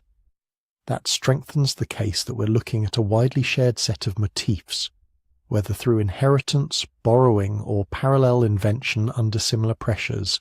Second, Manu shows how those motifs can be bent toward very different answers. In Mesopotamia, the flood tests the relationship between humans and hungry, irritable gods. In Genesis, it becomes a drama of sin, judgment, and covenant. In Greece, it reflects cycles of decline and rebirth in a rocky land. In India, it becomes a meditation on dharma, reciprocity, and the resilience of cosmic order across vast cycles of time. That diversity makes it harder to argue for one neat, literal, global flood sitting behind all these stories. But it does suggest that humans everywhere, watching rivers rise and skies darken, reached for similar narrative tools to make sense of it. Warning, choice, destruction, and a path, however narrow, to begin again. If we zoom out from Mesopotamia, Greece, and India, the map doesn't go quiet. It gets noisier. The challenge is to decide which of those noises actually adds signal to the question we're asking. Not every story that mentions heavy rain or a bad year belongs in the same analytical bucket as Atrahasis or Manu. So let's set some modest criteria. First, early attestation. The closer a story is, in writing or solid oral history, to the deep time events we care about, the more weight it can carry. A tale recorded 2,000 years ago, even if it remembers events 5,000 years ago, is a different kind of evidence than one written down for the first time in the 19th century. Second, clear motifs. 1 year the river was high is just life. The waters covered everything. One righteous family survived in a vessel. Animals were saved, a new world began, is something else. We're looking for that thicker cluster. Third, cultural context. Does the flood sit at the centre of a people's ideas about origins, morality, kingship, or the land itself? Or is it a small local legend that never really shaped how people thought about the world? With those three filters in mind, a few other traditions stand out, not because they prove a single global catastrophe, but because they round out the picture of how humans in very different places remembered water at its worst. Start with the lands just next door to Mesopotamia, the Levant and Anatolia. In the Hebrew Bible, the Noah story sits inside a region that had already been trading stories, goods, and gods with Mesopotamia for millennia. That's why we treated it together with Utnapishtim earlier. But surrounding cultures in the Levant also carry faint flood shadows. Some early West Semitic and Ugaritic texts speak of destructive storms from the sea, or of the god Baal battling the chaotic waters. These are not neat arc stories, yet they keep circling the same anxiety. The sea and the sky can suddenly decide that your coastal town or fertile valley doesn't belong to you anymore. In Anatolia, the Hittites and their neighbours recorded myths where the storm god fights a sea dragon, or where the land dries up unless a missing god returns. One Hurrian Hittite tale tells of a great storm that devastates the land until a ritual restores order. Again, not a clear, only one man survives on a boat narrative, but a recognisable pattern. Crisis by water or its opposite, drought, resolved by restored divine favour, often involving kingship. Archaeology and paleoclimate back up the sense that this region had reasons to obsess over water. The eastern Mediterranean has gone through episodes of extreme rainfall, seismic sea waves, and shifting coastlines. River valleys in what is now Turkey show evidence of massive ancient floods tied to glacial melt and tectonic activity. It doesn't take a Mesopotamian text to notice that whole villages could disappear in a single terrifying season. A little further east, into Iran and Central Asia, the echoes get softer but still worth a listen. In the Zoroastrian tradition, the Avesta tells of Yima, Jamshid, an early king warned by the god Ahura Mazda of a coming deadly winter that will wipe out living things. Yima is told to build a vara, an enclosure, where he shelters seeds of humans, animals and plants until the catastrophe passes. It's not a flood, it's ice, not water, that threatens the world. But the structure feels familiar. Advance warning, a chosen human, a constructed refuge, preservation of biodiversity, re-emergence into a changed world. Some scholars see this as an Iranian counterpart to the Ark tradition, retooled for a highland environment where late glacial cold snaps or regional snowstorms, not river floods, were the existential threat. Others caution that the parallels may be more thematic than genealogical, and that we're looking at a shared human response to any world-ending weather. In parts of Central Asia, later folklore preserves tales of cities drowned in lakes, or of valleys suddenly filled with water, often linked to human arrogance or neglected rituals. The Aral Sea and other inland basins have grown and shrunk dramatically over the last few thousand years. Oral memories of the time when the water came in, or when the lake swallowed the town, are easy to imagine. But their textual attestation is usually late and fragmentary, suggestive but thin when compared to cuneiform tablets you can hold in your hand. Far to the east, in China, a different kind of flood story becomes absolutely central.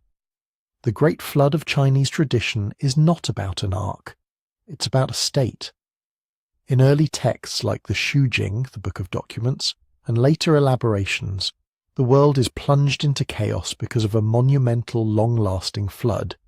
Waters overflow their channels, wetlands spread, people cannot farm, monsters roam. The hero here is not a lone righteous man with a boat, but a series of culture heroes, especially Yu. Yu does not escape the flood, he manages it. He travels the land, dredging rivers, cutting new channels, digging canals to route the water back into the sea. He passes mountains and plains, mapping and naming them.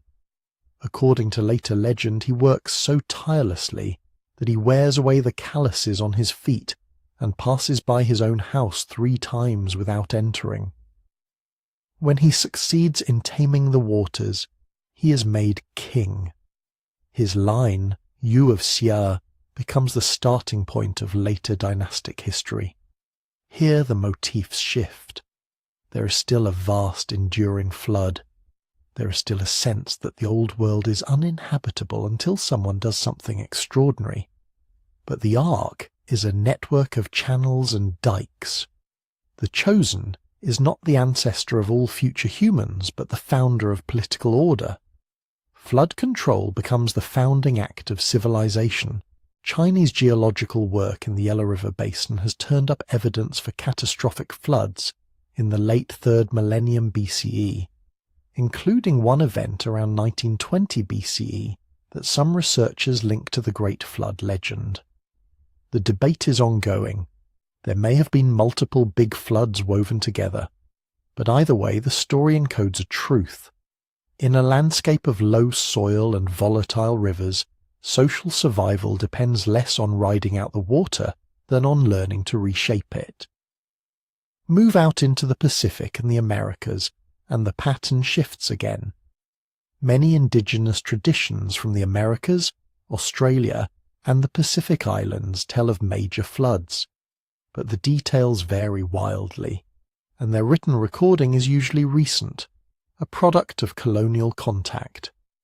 That makes them harder to use as evidence for very ancient shared memories, but they still tell us something vital about how humans talk about water.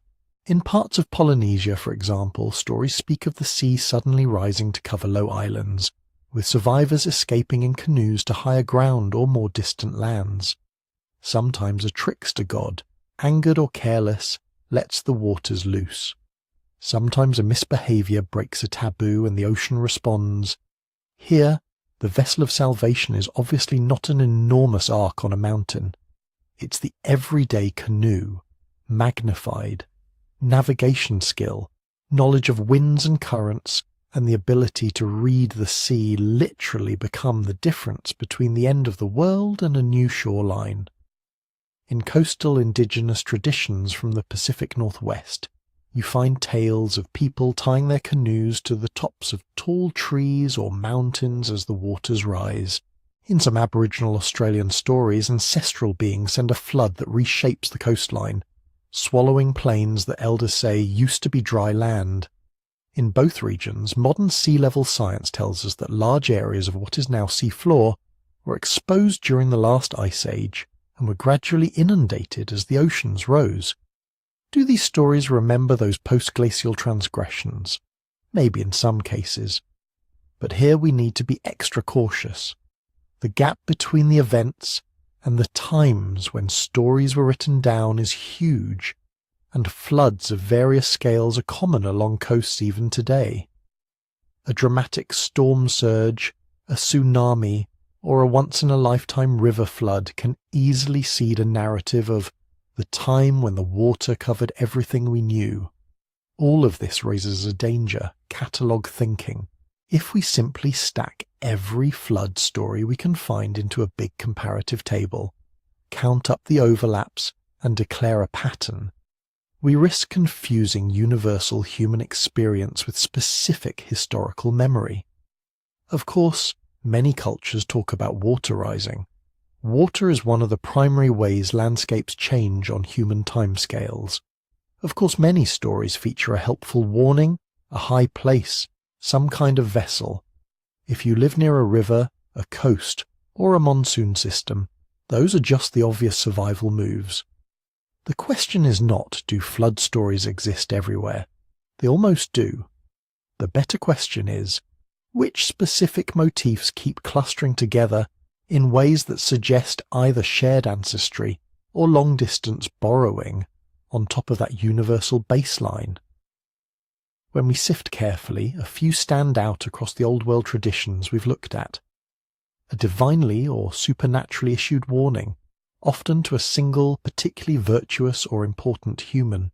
A deliberately constructed vessel or refuge, a boat in Mesopotamia, the Levant and India, an enclosure in Iran, an engineered water system in China that preserves life through a unique, world-reshaping event. The preservation of animals or seeds alongside humans so that more than just one lineage survives. A return to high ground, literal mountains in Mesopotamia, Greece and India, secure uplands and newly bounded rivers in China, followed by some kind of ritual or political reboot, sacrifice, covenant, founding of a dynasty, and always some reflection, explicit or not, on why the catastrophe happened and what must change afterward. Those motifs are doing more than just relaying, "It once rained a lot." They're offering a toolkit for thinking through disaster. Listen to warnings, prepare in advance, value knowledge of the landscape, understand that survival may mean both physical endurance and social reordering. As we move into questions about Ice Age sea levels, the Black Sea and the Younger Dryas, those clusters will matter. They're our way of telling whether we're looking at many local storms, many local myths, or something like a shared memory of water that really did, for a time, seem to erase the world. If those clusters of motifs are our clues, the next question is, how do they move? Because stories are not fossils. They don't just sit in one place waiting to be dug up. They swim through human minds, pass through hands that copy, lips that retell, minds that reinterpret. The earliest flood stories we can actually see on the page come from scribes, and scribes don't just take dictation from memory, they edit. In Mesopotamia, scribal schools copied older tablets again and again, sometimes for centuries. Every copying event is an opportunity to smooth the language, fix what looks like a contradiction, or quietly update the theology. A scribe in old Babylonian Nippur might take a Sumerian tale where the gods seem petty and random, and shape it into a story where divine anger has a clearer moral logic. Another scribe might standardize the measurements of the ark, or the sequence of birds released, so that students have a clean model to memorize. This is how Ziusudra becomes Atrahasis becomes Utnapishtim. Not a single leap, but layers of copying, combining, and reframing older material in light of newer concerns. A king wants to stress his role as protector of order.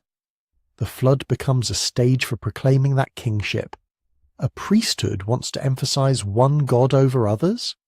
The cast of divine characters narrows and rearranges. By the time a story crosses from one writing system and language to another, from cuneiform Akkadian into Northwest Semitic oral tradition, then into Biblical Hebrew, it's already been tuned by generations of scribal hands. The version that survives is not a raw memory of some long-ago catastrophe. It's a curated memory, optimized for recitation, instruction, and authority. But before anything is written, it usually lives as speech, and oral tradition has its own rules. If you want a story to last centuries in a world without notebooks, it has to be compact. Key beats get compressed. All the springs of the great deep burst forth, and the floodgates of the heavens opened, takes a complex meteorological and hydrological nightmare and turns it into a single clean image. Symbolism does heavy lifting. Deep water isn't just deep water, it's chaos, the undoing of creation, the world going back to its unmade state. Memorable motifs act like hooks. A giant boat, a pair of every animal, a mountain where the vessel comes to rest, a rainbow, a sacrificed goat, a hero who refuses food while he digs canals. People can forget dates and place names. They remember images that hit hard and phrases that rhyme or alliterate in the original language. Over time, the literal details blur. Was the boat cube-shaped, round, or long and narrow? How many days did the waters last? Did the hero release a dove, a raven, both, or a different bird entirely? Different lineages of storytellers will disagree. What survives most reliably are the bones of the plot and the moral angle. Then comes translation, and this is where things can quietly inflate. Ancient languages often use words that sit halfway between land and world, a term that meant the entire cultivated region. The people under this king, or the lands around our sea, can, in later translation, become the whole earth. A phrase that originally meant all the high hills under the sky that we know, can flatten into all the high mountains under the whole heaven. The shift is subtle. No one is necessarily trying to fake a global catastrophe. It's just that a later translator, living in a more expansive intellectual world, hears all the land and imagines the globe. The story's scale grows by way of a single ambiguous term. The same thing happens with directions. From the sunrise to the sunset in a Bronze Age text might mean right across our region.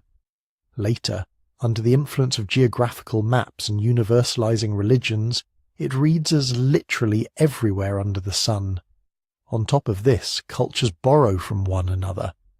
but rarely in a straightforward copy-paste way. Motif borrowing is when you take a striking element, a god sending a warning dream, a boat grounded on a mountain, a post-flood sacrifice, and plug it into your own narrative frame. Narrative borrowing is deeper. You essentially adopt someone else's plot structure, then refit the characters and theology. The biblical Noah story looks like a case of narrative borrowing from the Mesopotamian flood cycle, re-engineered for a monotheistic worldview. The Greek tale of Deucalion, by contrast, feels more like motif borrowing. Zeus's flood, a pious survivor in a boat, a mountain landing, repopulation of the earth.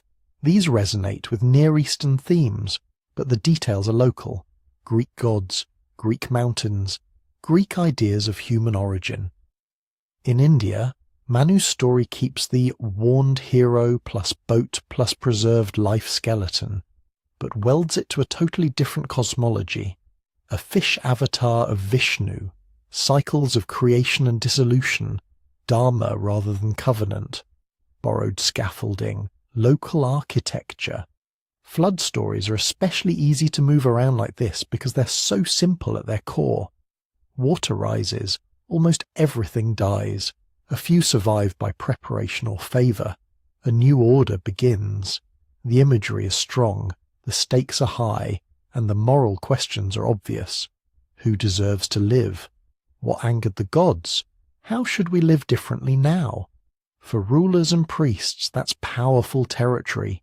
If you can present your dynasty as the one that tamed the waters, like you in early China, or your god as the one who set strict limits on chaotic floods, you've built a story where political obedience and cosmic safety are linked. Obey the king, respect the temple, keep the rituals, and the waters will stay in their banks. Defy them, and the world might drown again. In Mesopotamia, kings offered themselves as the guarantors that Enlil or Marduk would never again send such a destruction, at least not without cause.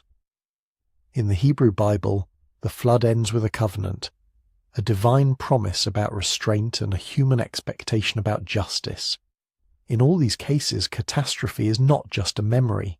It's a foundation for social order. So when we see flood stories that look similar across time and space, what should we conclude?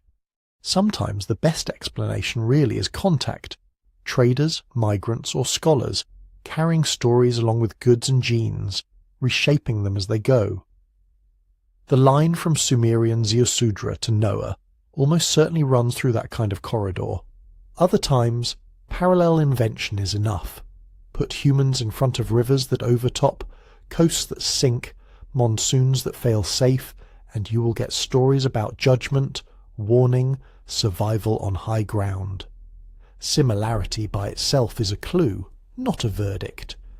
To turn it into evidence, we have to look at timing, routes of contact, layers of editing, and the specific ways those stories have been stretched by scribes, storytellers, translators, and kings.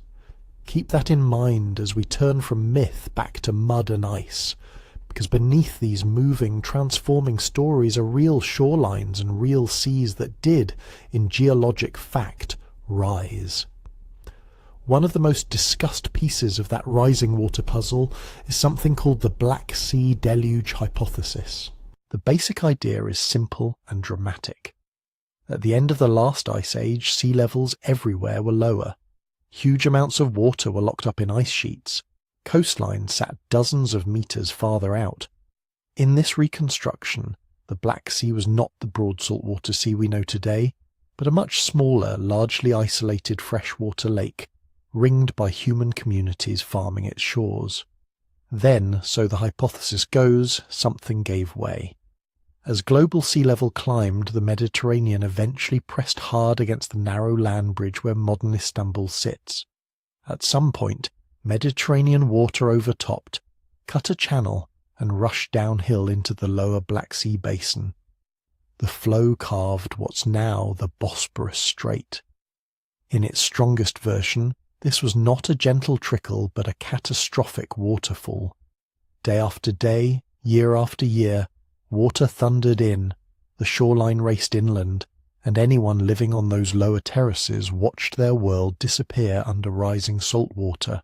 That's the picture that captured people's imagination in the late 1990s, when marine geologists William Ryan and Walter Pittman published their version of the Black Sea deluge.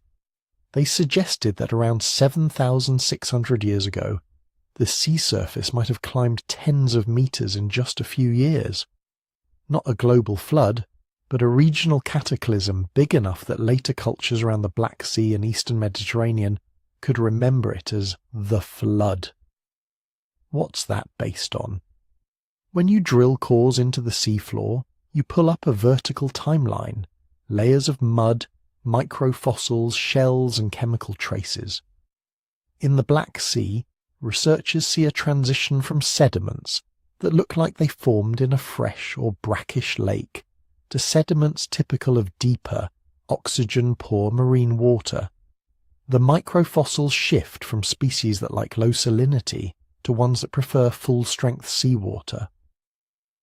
Chemical signatures of sulfur and carbon change. That's consistent with a rising invading sea.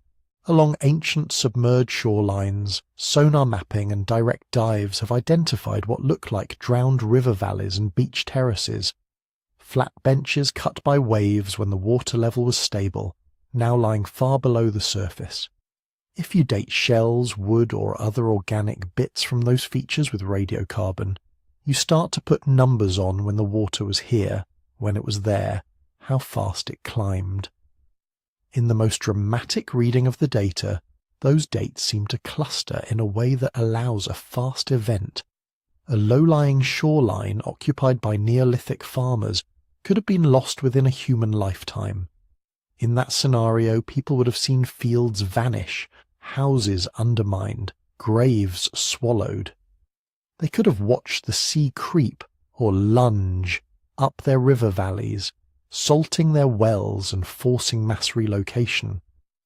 But there's another way to read the same mud. As more cores have been taken and more dates added, some researchers argue that the transition looks smoother. Instead of a single sudden waterfall event, they see a slower marine transgression.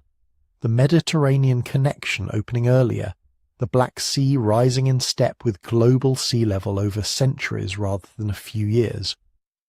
In this model, shorelines still moved, but more like a steadily advancing tide than a great wall of water. Best case then, the Black Sea deluge hypothesis gives you a memorable disaster, a regional sea that jumps upward, reorganizing rivers and drowning communities fast enough to become a foundational story. Worst case, in terms of drama, it was a drawn-out process that people adapted to generation by generation. Families moved upslope, rebuilt, adjusted. Painful, but not a single day or single year that everyone could point back to as when the waters came. And the evidence is messy. Radiocarbon dating on shells and organic material always comes with error bars. Sometimes the sample you're dating died long before it was buried. Sometimes reservoir effects in old water skew the apparent age. Different labs use different calibration curves. When you're trying to decide whether something happened in 20 years or 200, those uncertainties matter. On top of that, the exact former level of the Black Sea before it reconnected to the Mediterranean is contested. A higher starting point means a smaller jump when the waters joined. A lower lake implies a more dramatic inrush. Different teams get different numbers from different cores and shorelines. Even the history of the Bosporus Channel itself, whether there was a trickle, a series of pulses, or one major cut, remains under debate. So we have a spectrum, not a single clean story. On one end, a violent regional flood. On the other, a gradual encroachment of the sea. Somewhere along that spectrum lies the truth, and it may not look much like the stylized narrative of a boat, a chosen family, and a world wiped clean.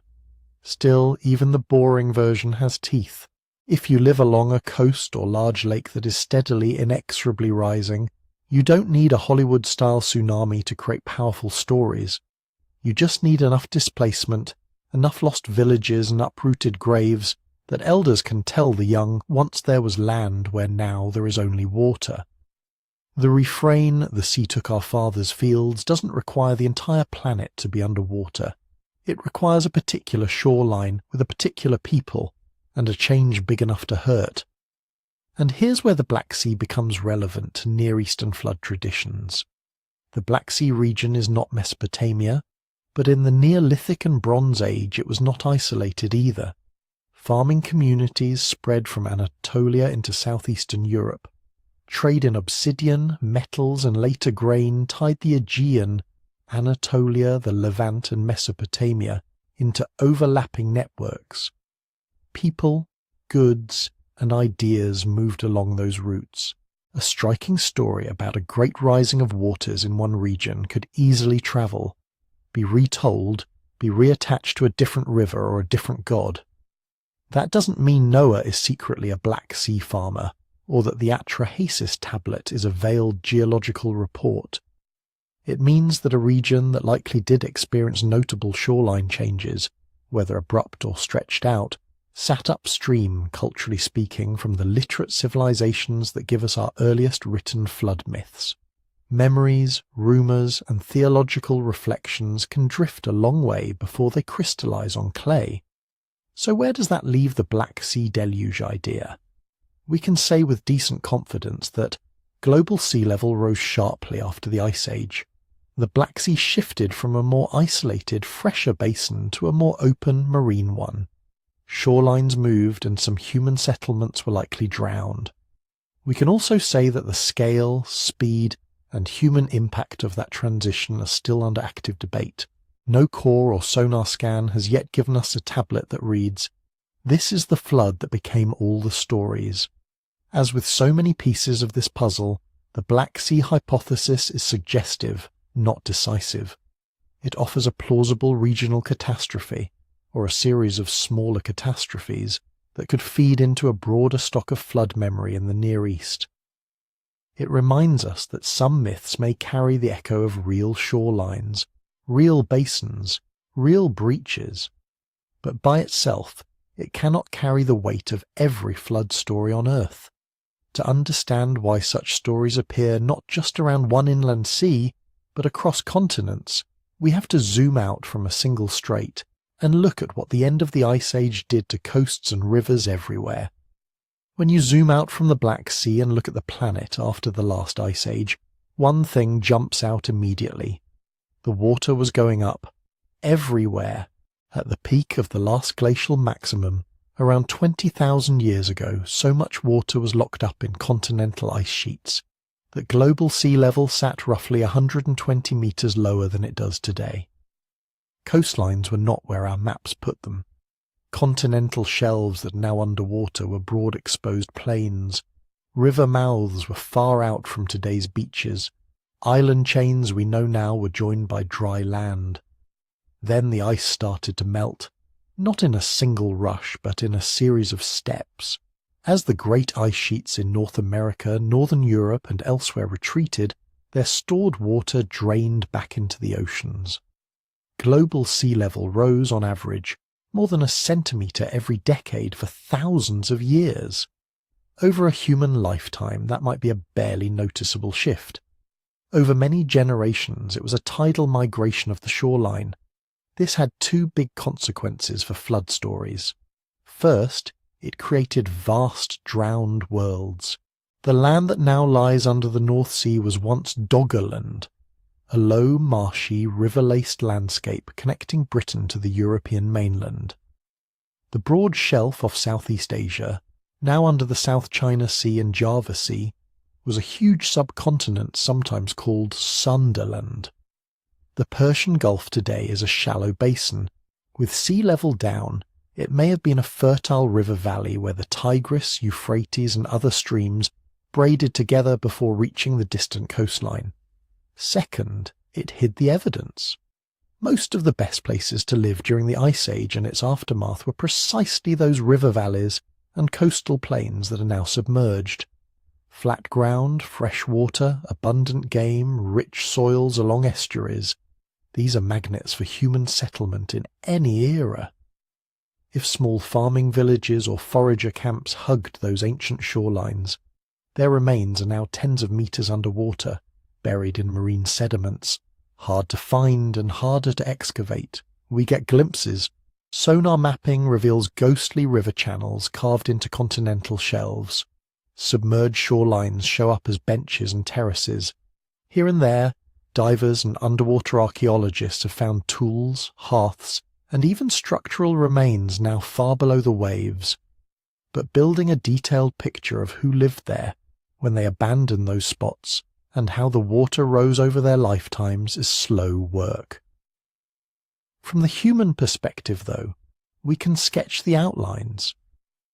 Imagine being part of a community living near the mouth of a great river on that lower Ice Age coastline.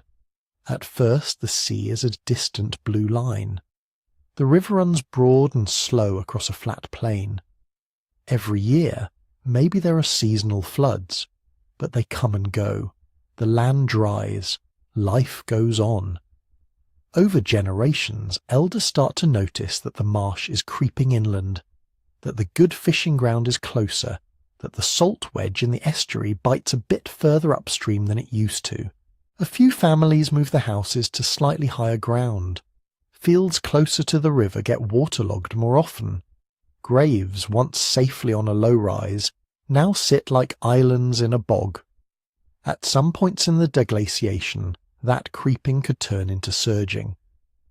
The global sea level curve is not a smooth line. Superimposed on the overall rise are faster meltwater pulses when ice sheets collapsed more rapidly. One of the best known, Meltwater Pulse 1A, around 14,500 years ago, may have driven sea levels up by 10 to 20 meters in just a few centuries. Even if you spread that out, you're talking about coastlines retreating tens of meters inland in a single human lifetime, and far more over 2 or 3. Locally, that kind of rise can be amplified. If a low-lying coastal plain tilts gently toward the sea, a small vertical increase in water level can translate into kilometers of horizontal shoreline retreat. Estuaries can backflood. River channels can jump course. Wetlands can suddenly become bays. From the inside, that doesn't feel like global sea level is responding to deglaciation dynamics. It feels like the sea is coming. People in those zones would have had to move, and move again. Camps abandoned, fishing spots lost, ancestral trees killed by salt, burial grounds eroding away. The story available to memory is simple and powerful. There was land, and the water took it. Our people used to live out there, where only waves are now. The ancestors' houses are under the sea. That kind of sentence is myth-ready. Notice how it differs from a river flood story. In Mesopotamia, in the Atrahasis and Gilgamesh traditions, the emphasis is on the river breaking its banks, rain pounding down, the waters rising over houses and fields in a single terrible event. The danger comes at you from upstream. The gods send a storm, the river becomes a weapon. A post-glacial coastal narrative has a different flavour. There, the water doesn't just rage and recede. It claims territory. It rewrites the map. You can't just mop up and plant again. You have to leave. That's closer to some Greek and possibly Black Sea-adjacent traditions where parts of the landscape vanish, where coastlines themselves are transformed. It may echo in stories around the Indian Ocean and Pacific, where people say their grandparents once walked between islands that now require boats. You don't need direct borrowing for those similarities. Put human communities on any broad, low coastal plain during a time of rising seas, and the same basic pattern repeats. Gradual encroachment, punctuated losses, forced migrations upslope. A sense that the boundary between land and ocean is no longer stable. Add 1 or 2 especially bad years. Storms pushing high tides onto already stressed shorelines, collapsing dunes or levees, and the experience can crystallize into a single remembered great flood, even if the underlying driver was a centuries-long sea level trend. Meanwhile, inland groups living along big rivers will tell a different genre of water story, shaped by their own hazards. Sudden snowmelt surges, monsoon failures and then overcorrections, ice jams on glacial rivers. Their myths will feature swollen channels, floating debris, boats tied to trees. The water rises and falls, but the overall coastline stays put. When we put all this together, post-Ice Age sea level rise doesn't give us one neat, global apocalypse. It gives us a patchwork of regional experiences, submerged shelves in Europe and Asia, drowned valleys in what's now the Persian Gulf, retreating deltas in South and Southeast Asia, constantly reworked estuaries around every continental margin. Each one is capable of generating its own refrain. The sea took the land. And because humans everywhere had broadly similar relationships to coasts, fishing, trading, farming floodplains, burying their dead on what they thought were safe rises, it's no surprise that echoes of that refrain turn up in very different cultures. No conspiracy, no single shared eyewitness narrative required, just a shared geology. To push this deeper, though, we need to look not only at slow encroachment, but at moments when climate itself snapped, when temperature and ice and rainfall patterns lurched rather than drifted. Those are the times when rising water stories might turn especially sharp. The most famous of those snaps has a name, the Younger Dryas. The Younger Dryas sits like a speed bump at the end of the last ice age.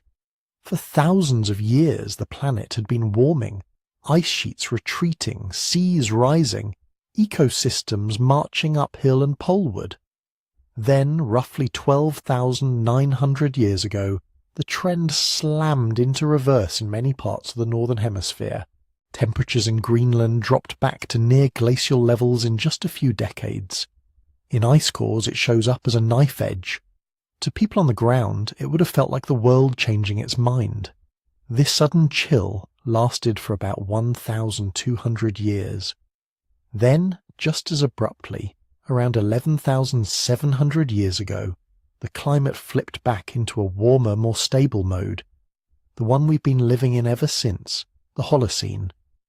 That double lurch, cold snap, and then rapid warming is what we call the Younger Dryas.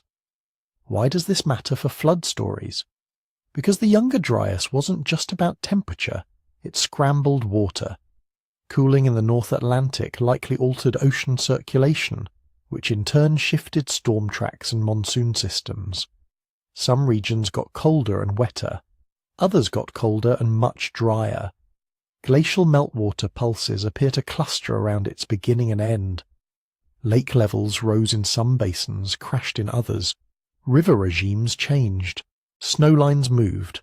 Permafrost advanced in some places and retreated in others. The entire plumbing of the climate system was reorganizing on timescales humans could feel. But this reorganization played out differently from place to place. In parts of the eastern Mediterranean and the Levant, pollen records show forests pulling back, steppe and desert plants expanding. That's a signal of dryness, reduced rainfall, more frequent drought. Yet nearby, lake sediments sometimes show episodes of higher stands and sudden flooding, as runoff patterns changed and storms concentrated in new seasons. In Central and Northern Europe, cooling meant longer winters, delayed thaws, and a higher chance that rivers would flood violently when they finally broke free of ice. Ice jams, snowmelt pulses, unstable slopes shedding debris into channels, all of that makes for unpredictable, sometimes catastrophic high water. The same shift that withered crops could also turn a quiet stream into a hazard. Further afield in monsoon-fed regions, what mattered was not ice sheets overhead, but the way global circulation fed or starved the rainy season. Some areas likely saw shortened or weakened monsoons, years where the standard pattern broke and the field stayed dry. In other phases, the monsoon may have come back with a vengeance, dumping water onto landscapes that were no longer buffered by dense vegetation, triggering erosion and flash floods. That's the important thing about a climate shock like the Younger Dryas.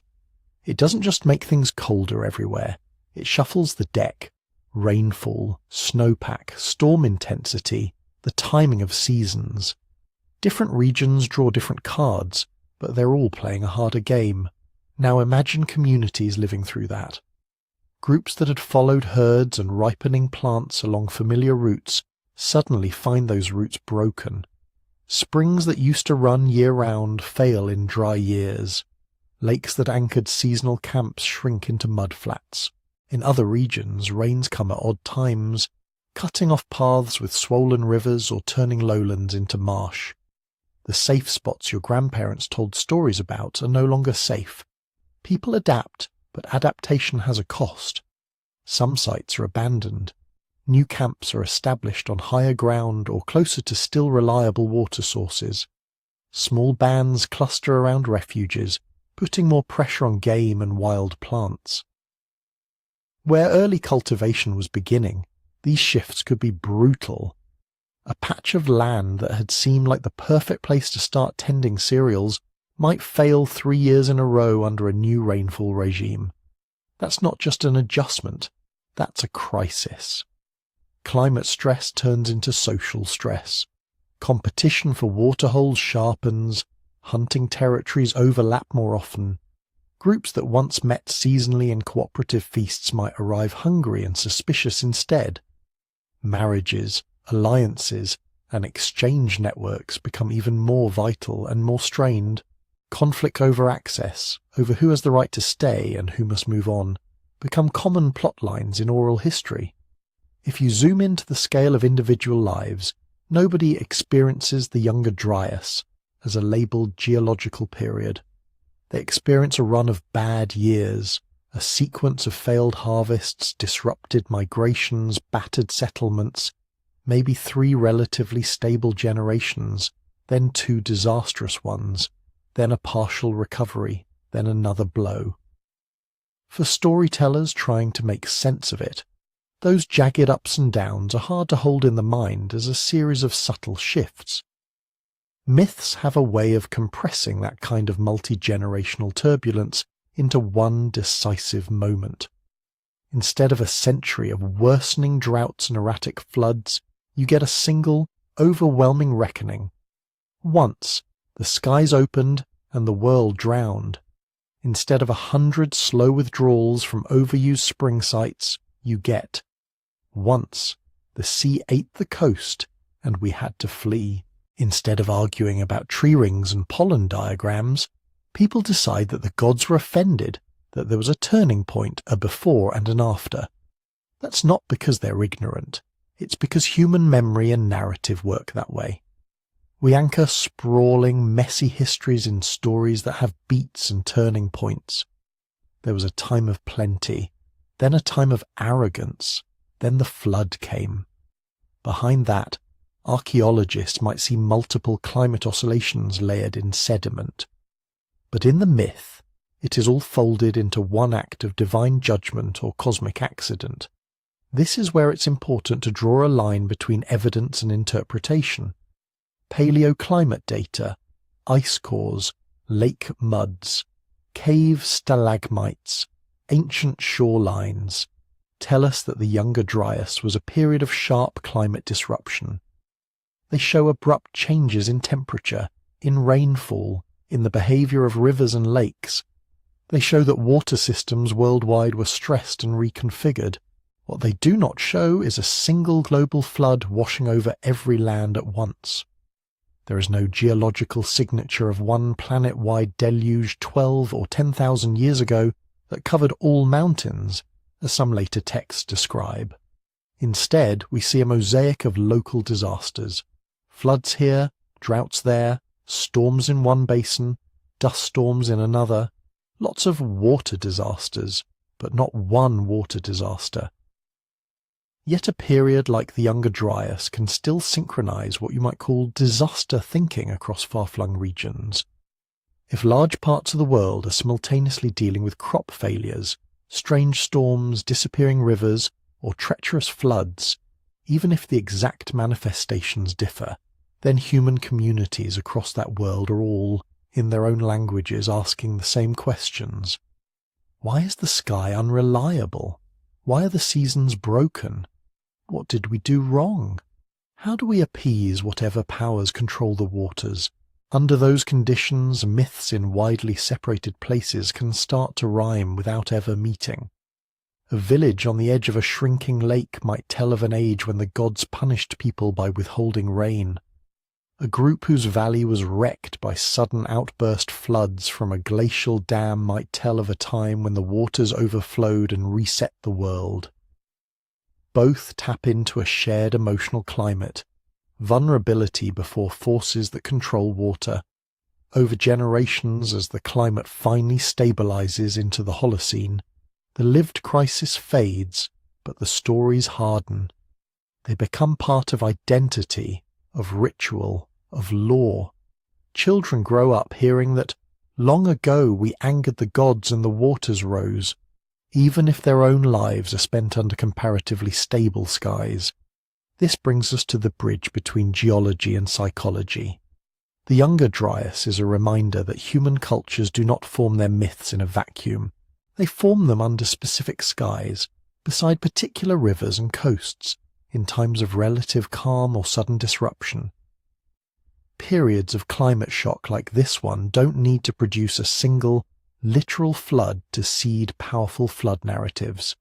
They just need to put water, too much, too little, at the wrong time, at the center of people's anxieties for long enough that it soaks into cultural memory.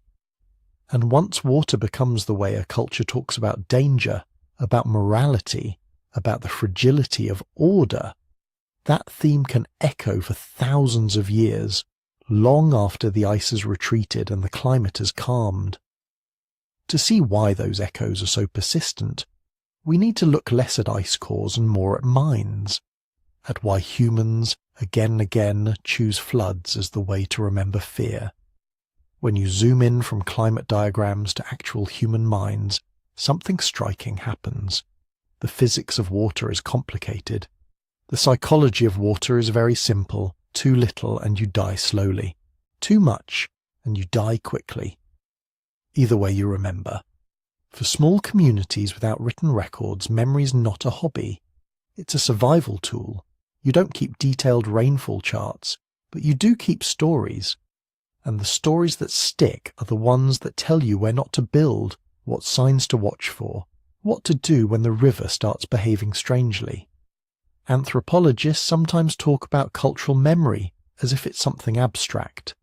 But at its core, it's just this: information that helps your grandchildren not die in the same way your grandparents almost did. Turn that into a story. Once, long ago, people laughed at the old man who said the river would rise. Then the waters came in the night and swept the houses away. That is why we never sleep in the low fields when the rains come. That's hazard management encoded as narrative. You don't have to understand regional hydrology. You only need to remember the plot.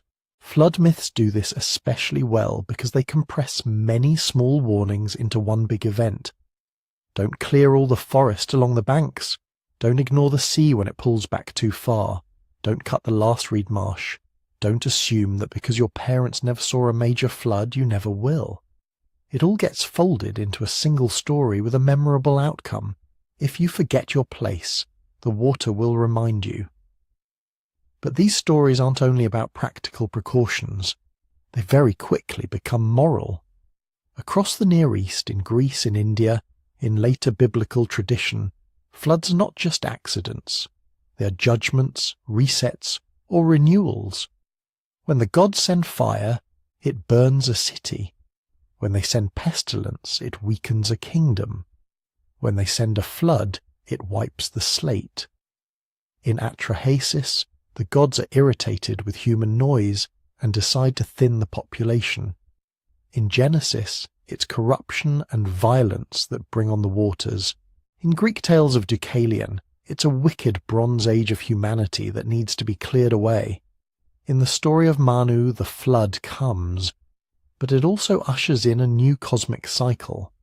Same physical hazard, different theological spin, punishment, pruning, or purification. Why does water invite that kind of framing? Because it's one of the few forces that can feel both intimate and cosmic. Everyone knows a stream, a well, a rainstorm. Everyone has seen water trickle, pool, evaporate. But in a flood, that familiar substance suddenly behaves like an impersonal god. It ignores property lines, status, age, and intention. It erases distinctions you thought were permanent.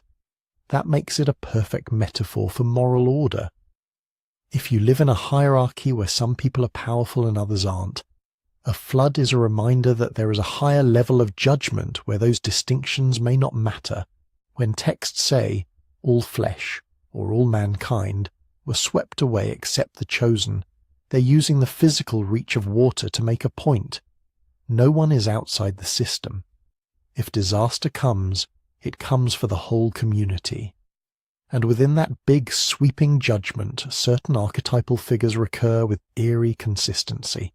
There is almost always a chosen survivor: Ziusudra, Atrahasis, Utnapishtim, Noah, Deucalion, Manu.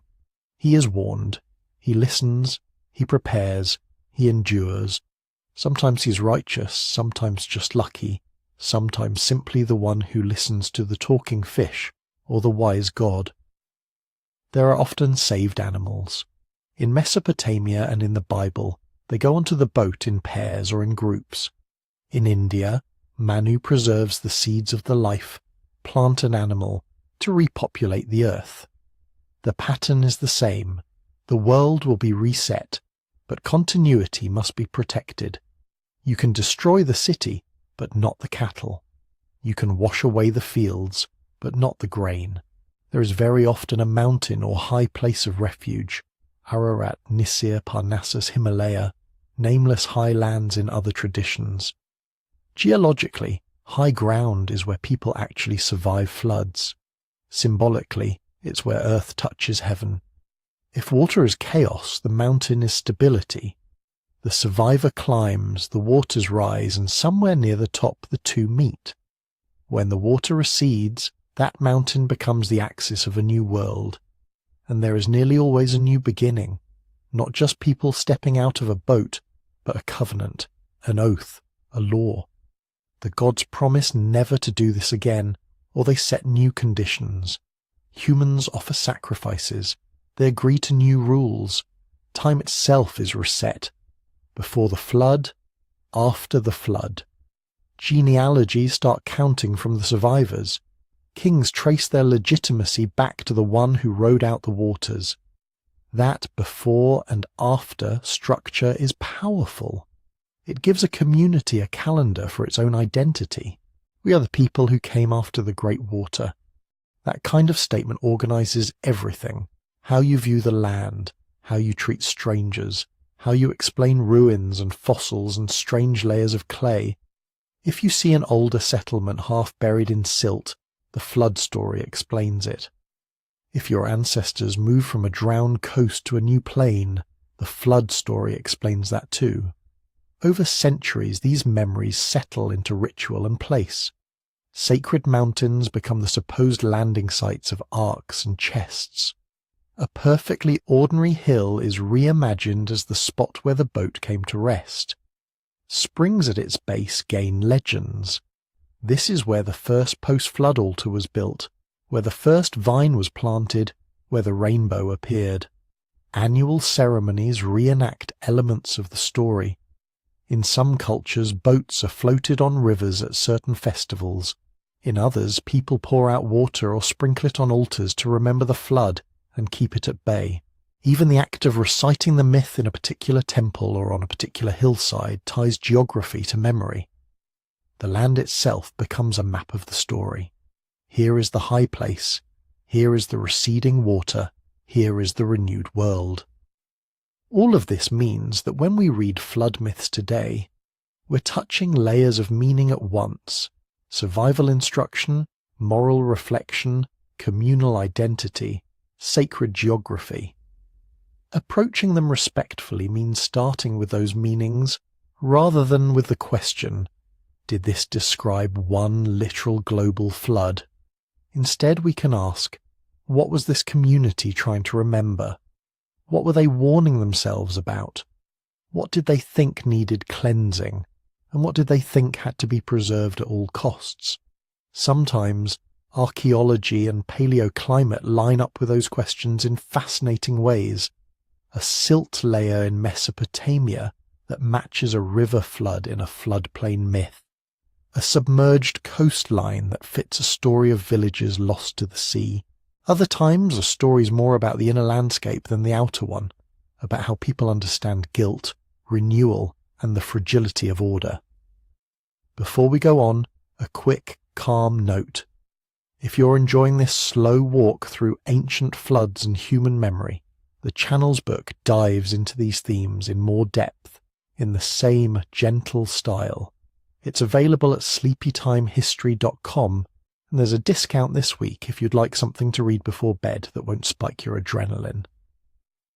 When we put the pieces together, practical warnings, moral framing, shared archetypes, identity, ritual, we can see why flood memories in particular are so sticky. They tie together nearly everything that matters to a small community. Life and death, right and wrong, old world and new world, land and water, human effort and forces beyond control. It's not surprising that different cultures came up with flood stories. The surprising thing would be if they hadn't. The real challenge is to hold both levels in view at once, to see the clay tablets and the sediments, the coastlines and the covenants, without flattening one into the other. Because what comes next in the script is the question that hangs over all of this.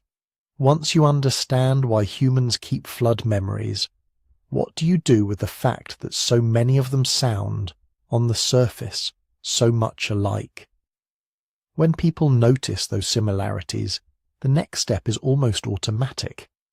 If so many cultures talk about a giant flood, the thought goes, surely they must be talking about the same one.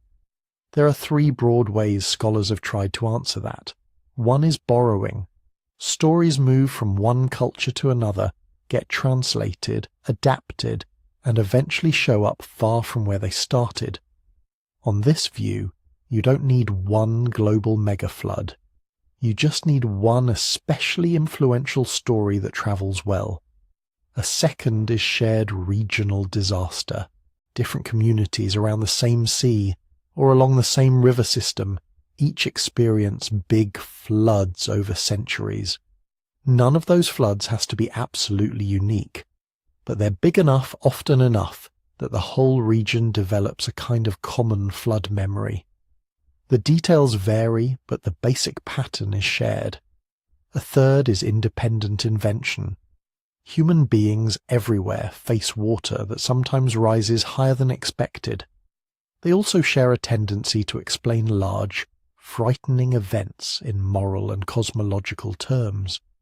So even without contact, flood myths could emerge again and again the way lullabies or lull periods of silence and ceremonies do, not because one group copied another, but because they're natural responses to the same kind of world. In practice, all three explanations show up in the record. The puzzle is how to weigh them. In Mesopotamia, the borrowing chain is unusually clear. We have a Sumerian flood story about Ziusudra. We have Atrahasis, where the flood is part of a longer argument between gods and humans. We have the standard Babylonian Epic of Gilgamesh, where Utnapishtim tells his version of events. The plots overlap. So do the phrases. You can watch scribes in the 2nd millennium BCE taking older traditions and reshaping them for new literary and theological purposes. When the book of Genesis is finally written and edited in the 1st millennium BCE, the flood story in it lands in a cultural world where Mesopotamian flood literature has been circulating for a very long time. Hebrews and Judeans have contact with Babylonia and Assyria, experience exile, live among people who recite and copy their own ancient epics. It would almost be stranger if no motifs crossed over. Here, borrowing isn't a guess. It fits the evidence, written texts we can date, clear parallels in structure and wording, and known contact zones where scribes and storytellers met. But underneath that literary chain, something more basic is going on. Southern Mesopotamia is a floodplain between two large temperamental rivers. Archaeology turns up flood layers in city after city, sudden deposits of river silt in places that were otherwise dry, signs of walls rebuilt after water damage, graves that suggest episodes of unexpected death. Mesopotamian kings leave inscriptions boasting that they restored cities after the flood. Not the flood with a capital F, but a big one in their lifetime. The strongest reading of this material is modest and solid. There were many serious floods. Some of them were disastrous. People preserved memories of them. Over time, those memories were distilled and elevated into a single archetypal flood that could carry theological and moral weight. Scribes then borrowed and reworked that archetypal story across centuries. So in Mesopotamia, the best supported answer is real floods, plural, feeding a literary tradition, singular. From there, borrowing can carry that tradition outward. The ancient Near East is full of what historians sometimes call scribal highways. Diplomats, merchants, priests and scholars move between palaces and temples carrying tablets, languages, and gods with them. Egypt and Canaan know Mesopotamian stories. Hittite archives contain material that started in Sumer or Akkad. The eastern Mediterranean is not a set of sealed containers. It's more like a lagoon with many inlets. Flood motifs travel along those routes. By the time Greek authors are writing about Deucalion, they are doing so in a world already shaped by older Near Eastern ideas about cosmic waters and divine resets. When later Jewish and Christian interpreters retell Noah's story, they are themselves in dialogue with a long tradition of flood as judgment and covenant. In these zones of dense contact, borrowing is not just plausible, it's expected. Outside those zones, independent invention becomes harder to avoid. The Indian Manu tradition grows in a very different linguistic and cultural environment. The subcontinent has its own monsoon rhythms, its own river systems that swell and shift course, its own coastal plains that have seen the sea advance and retreat. The idea of a wise figure warned of a coming flood, preserving life in some kind of vessel and emerging onto high ground is perfectly compatible with that ecology. You don't need a tablet from to imagine that if the water rises, the ones who survive will be the ones who get into a boat and head for the hills. The same holds for flood traditions from Oceania, from indigenous Australia, from the Americas. Many of these have details that are tightly tied to very local landscapes. This bay, that cliff, that reef. They don't line up neatly with Mesopotamian chronology or geography, and some may encode events like post-Ice Age sea level rise around now-submerged coasts. Here, the safest reading is that flood myths are one of those story shapes that human minds reach for again and again when the environment gives them the raw material. The appeal is universal. Danger, warning, survival, renewal. You don't need a shared ancient blueprint to get there. What about a single physical event behind everything? A literal one-time, truly global flood? To argue for that, you'd need a different kind of evidence. You'd expect to see a geologically synchronous flood layer, same date, same kind of deposit, on every continent, across mountains and plains alike. You'd expect ice cores, tree rings, and marine sediments to show one enormous, short-lived spike in meltwater and disruption, not just regional pulses. You'd also hope to find that flood myths around the world all converged, not just broadly, but in very specific ways. Same sequence of events, same unusual details, independent of any known contact. So far, we don't see that. We do see major regional floods, rapid sea level rise after the Ice Age, abrupt climate jolts like the Younger Dryas that could have driven storms and meltwater pulses. We see coastlines drowned over millennia. Those are big enough to leave marks in memory. But they're not the kind of neat, single-year catastrophe that would map cleanly onto every story at once. And our timeline for human storytelling is long, but it's not infinite. Oral traditions can be powerful, but tying a specific myth securely to a specific event more than, say, 10 or 12,000 years ago gets very difficult. Languages shift, metaphors accumulate, victories and defeats are folded into the same narrative shapes. By the time someone writes the story down, it may be carrying centuries of layered meanings. That doesn't mean there was definitely not some dramatic local or regional flood that looms especially large in ancestral memory. It just means our tools struggle to pick out one event from the tangled record and say with confidence, this is the flood that started everything. So we're left with a more complicated and in some ways more satisfying picture. In Mesopotamia, real river disasters nourish a literary tradition that becomes a touchstone for later writers.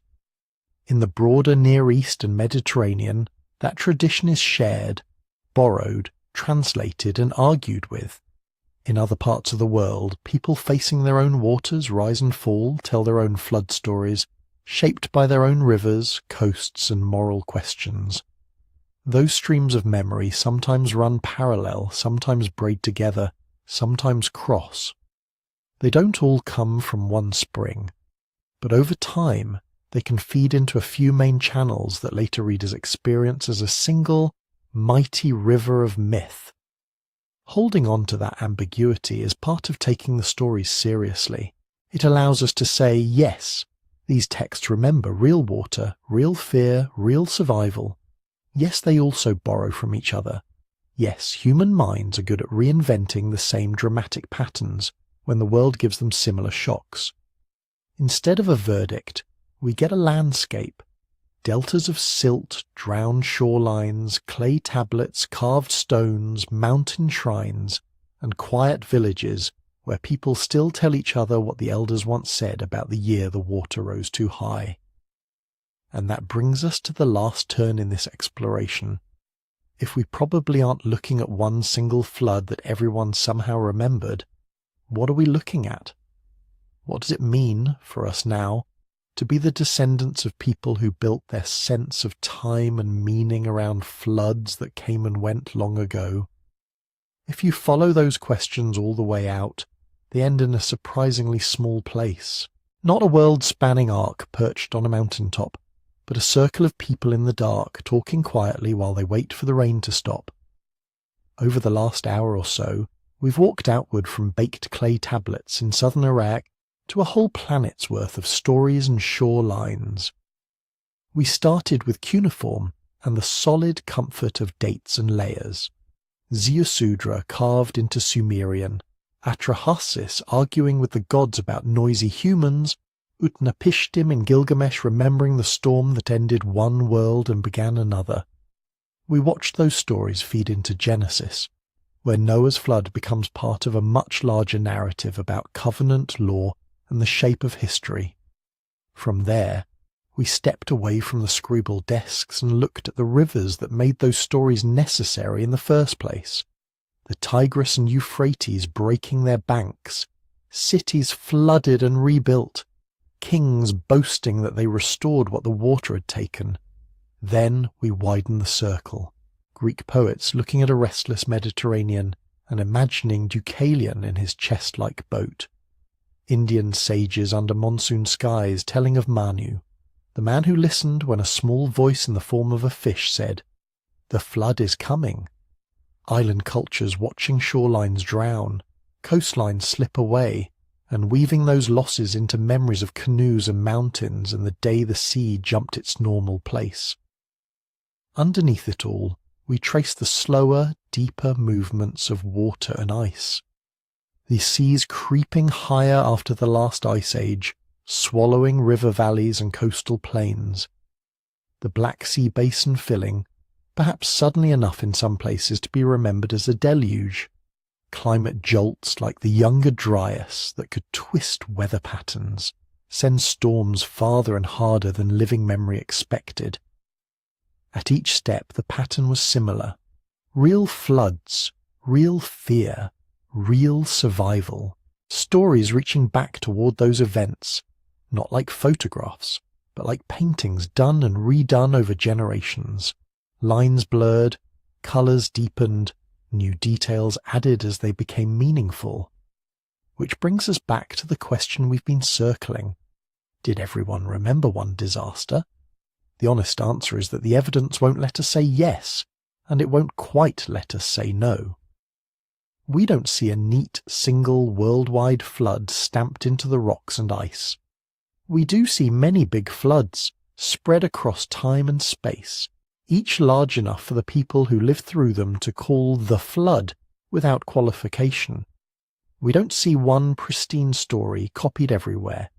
We do see clear chains of borrowing in some regions, and strikingly independent, locally rooted tales in others.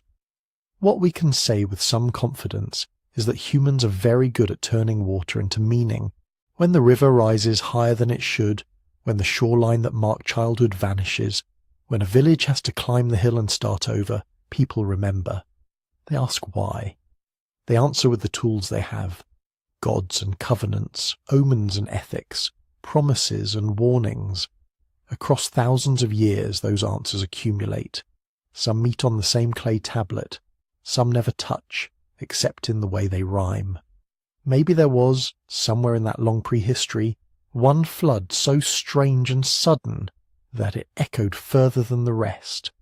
Maybe not. For now, the trail of evidence fades into the noise of deep time before we can be sure. What we're left with instead is an open space, a question that stays a question. When you listen to these ancient texts, which flood tradition surprised you the most? Which one shifted how you think about the others? I'd love to hear what stood out to you and where you're listening from. If you feel like sharing, let me know in the comments which story caught you off guard and which coast or river or city you're near as you drift off tonight.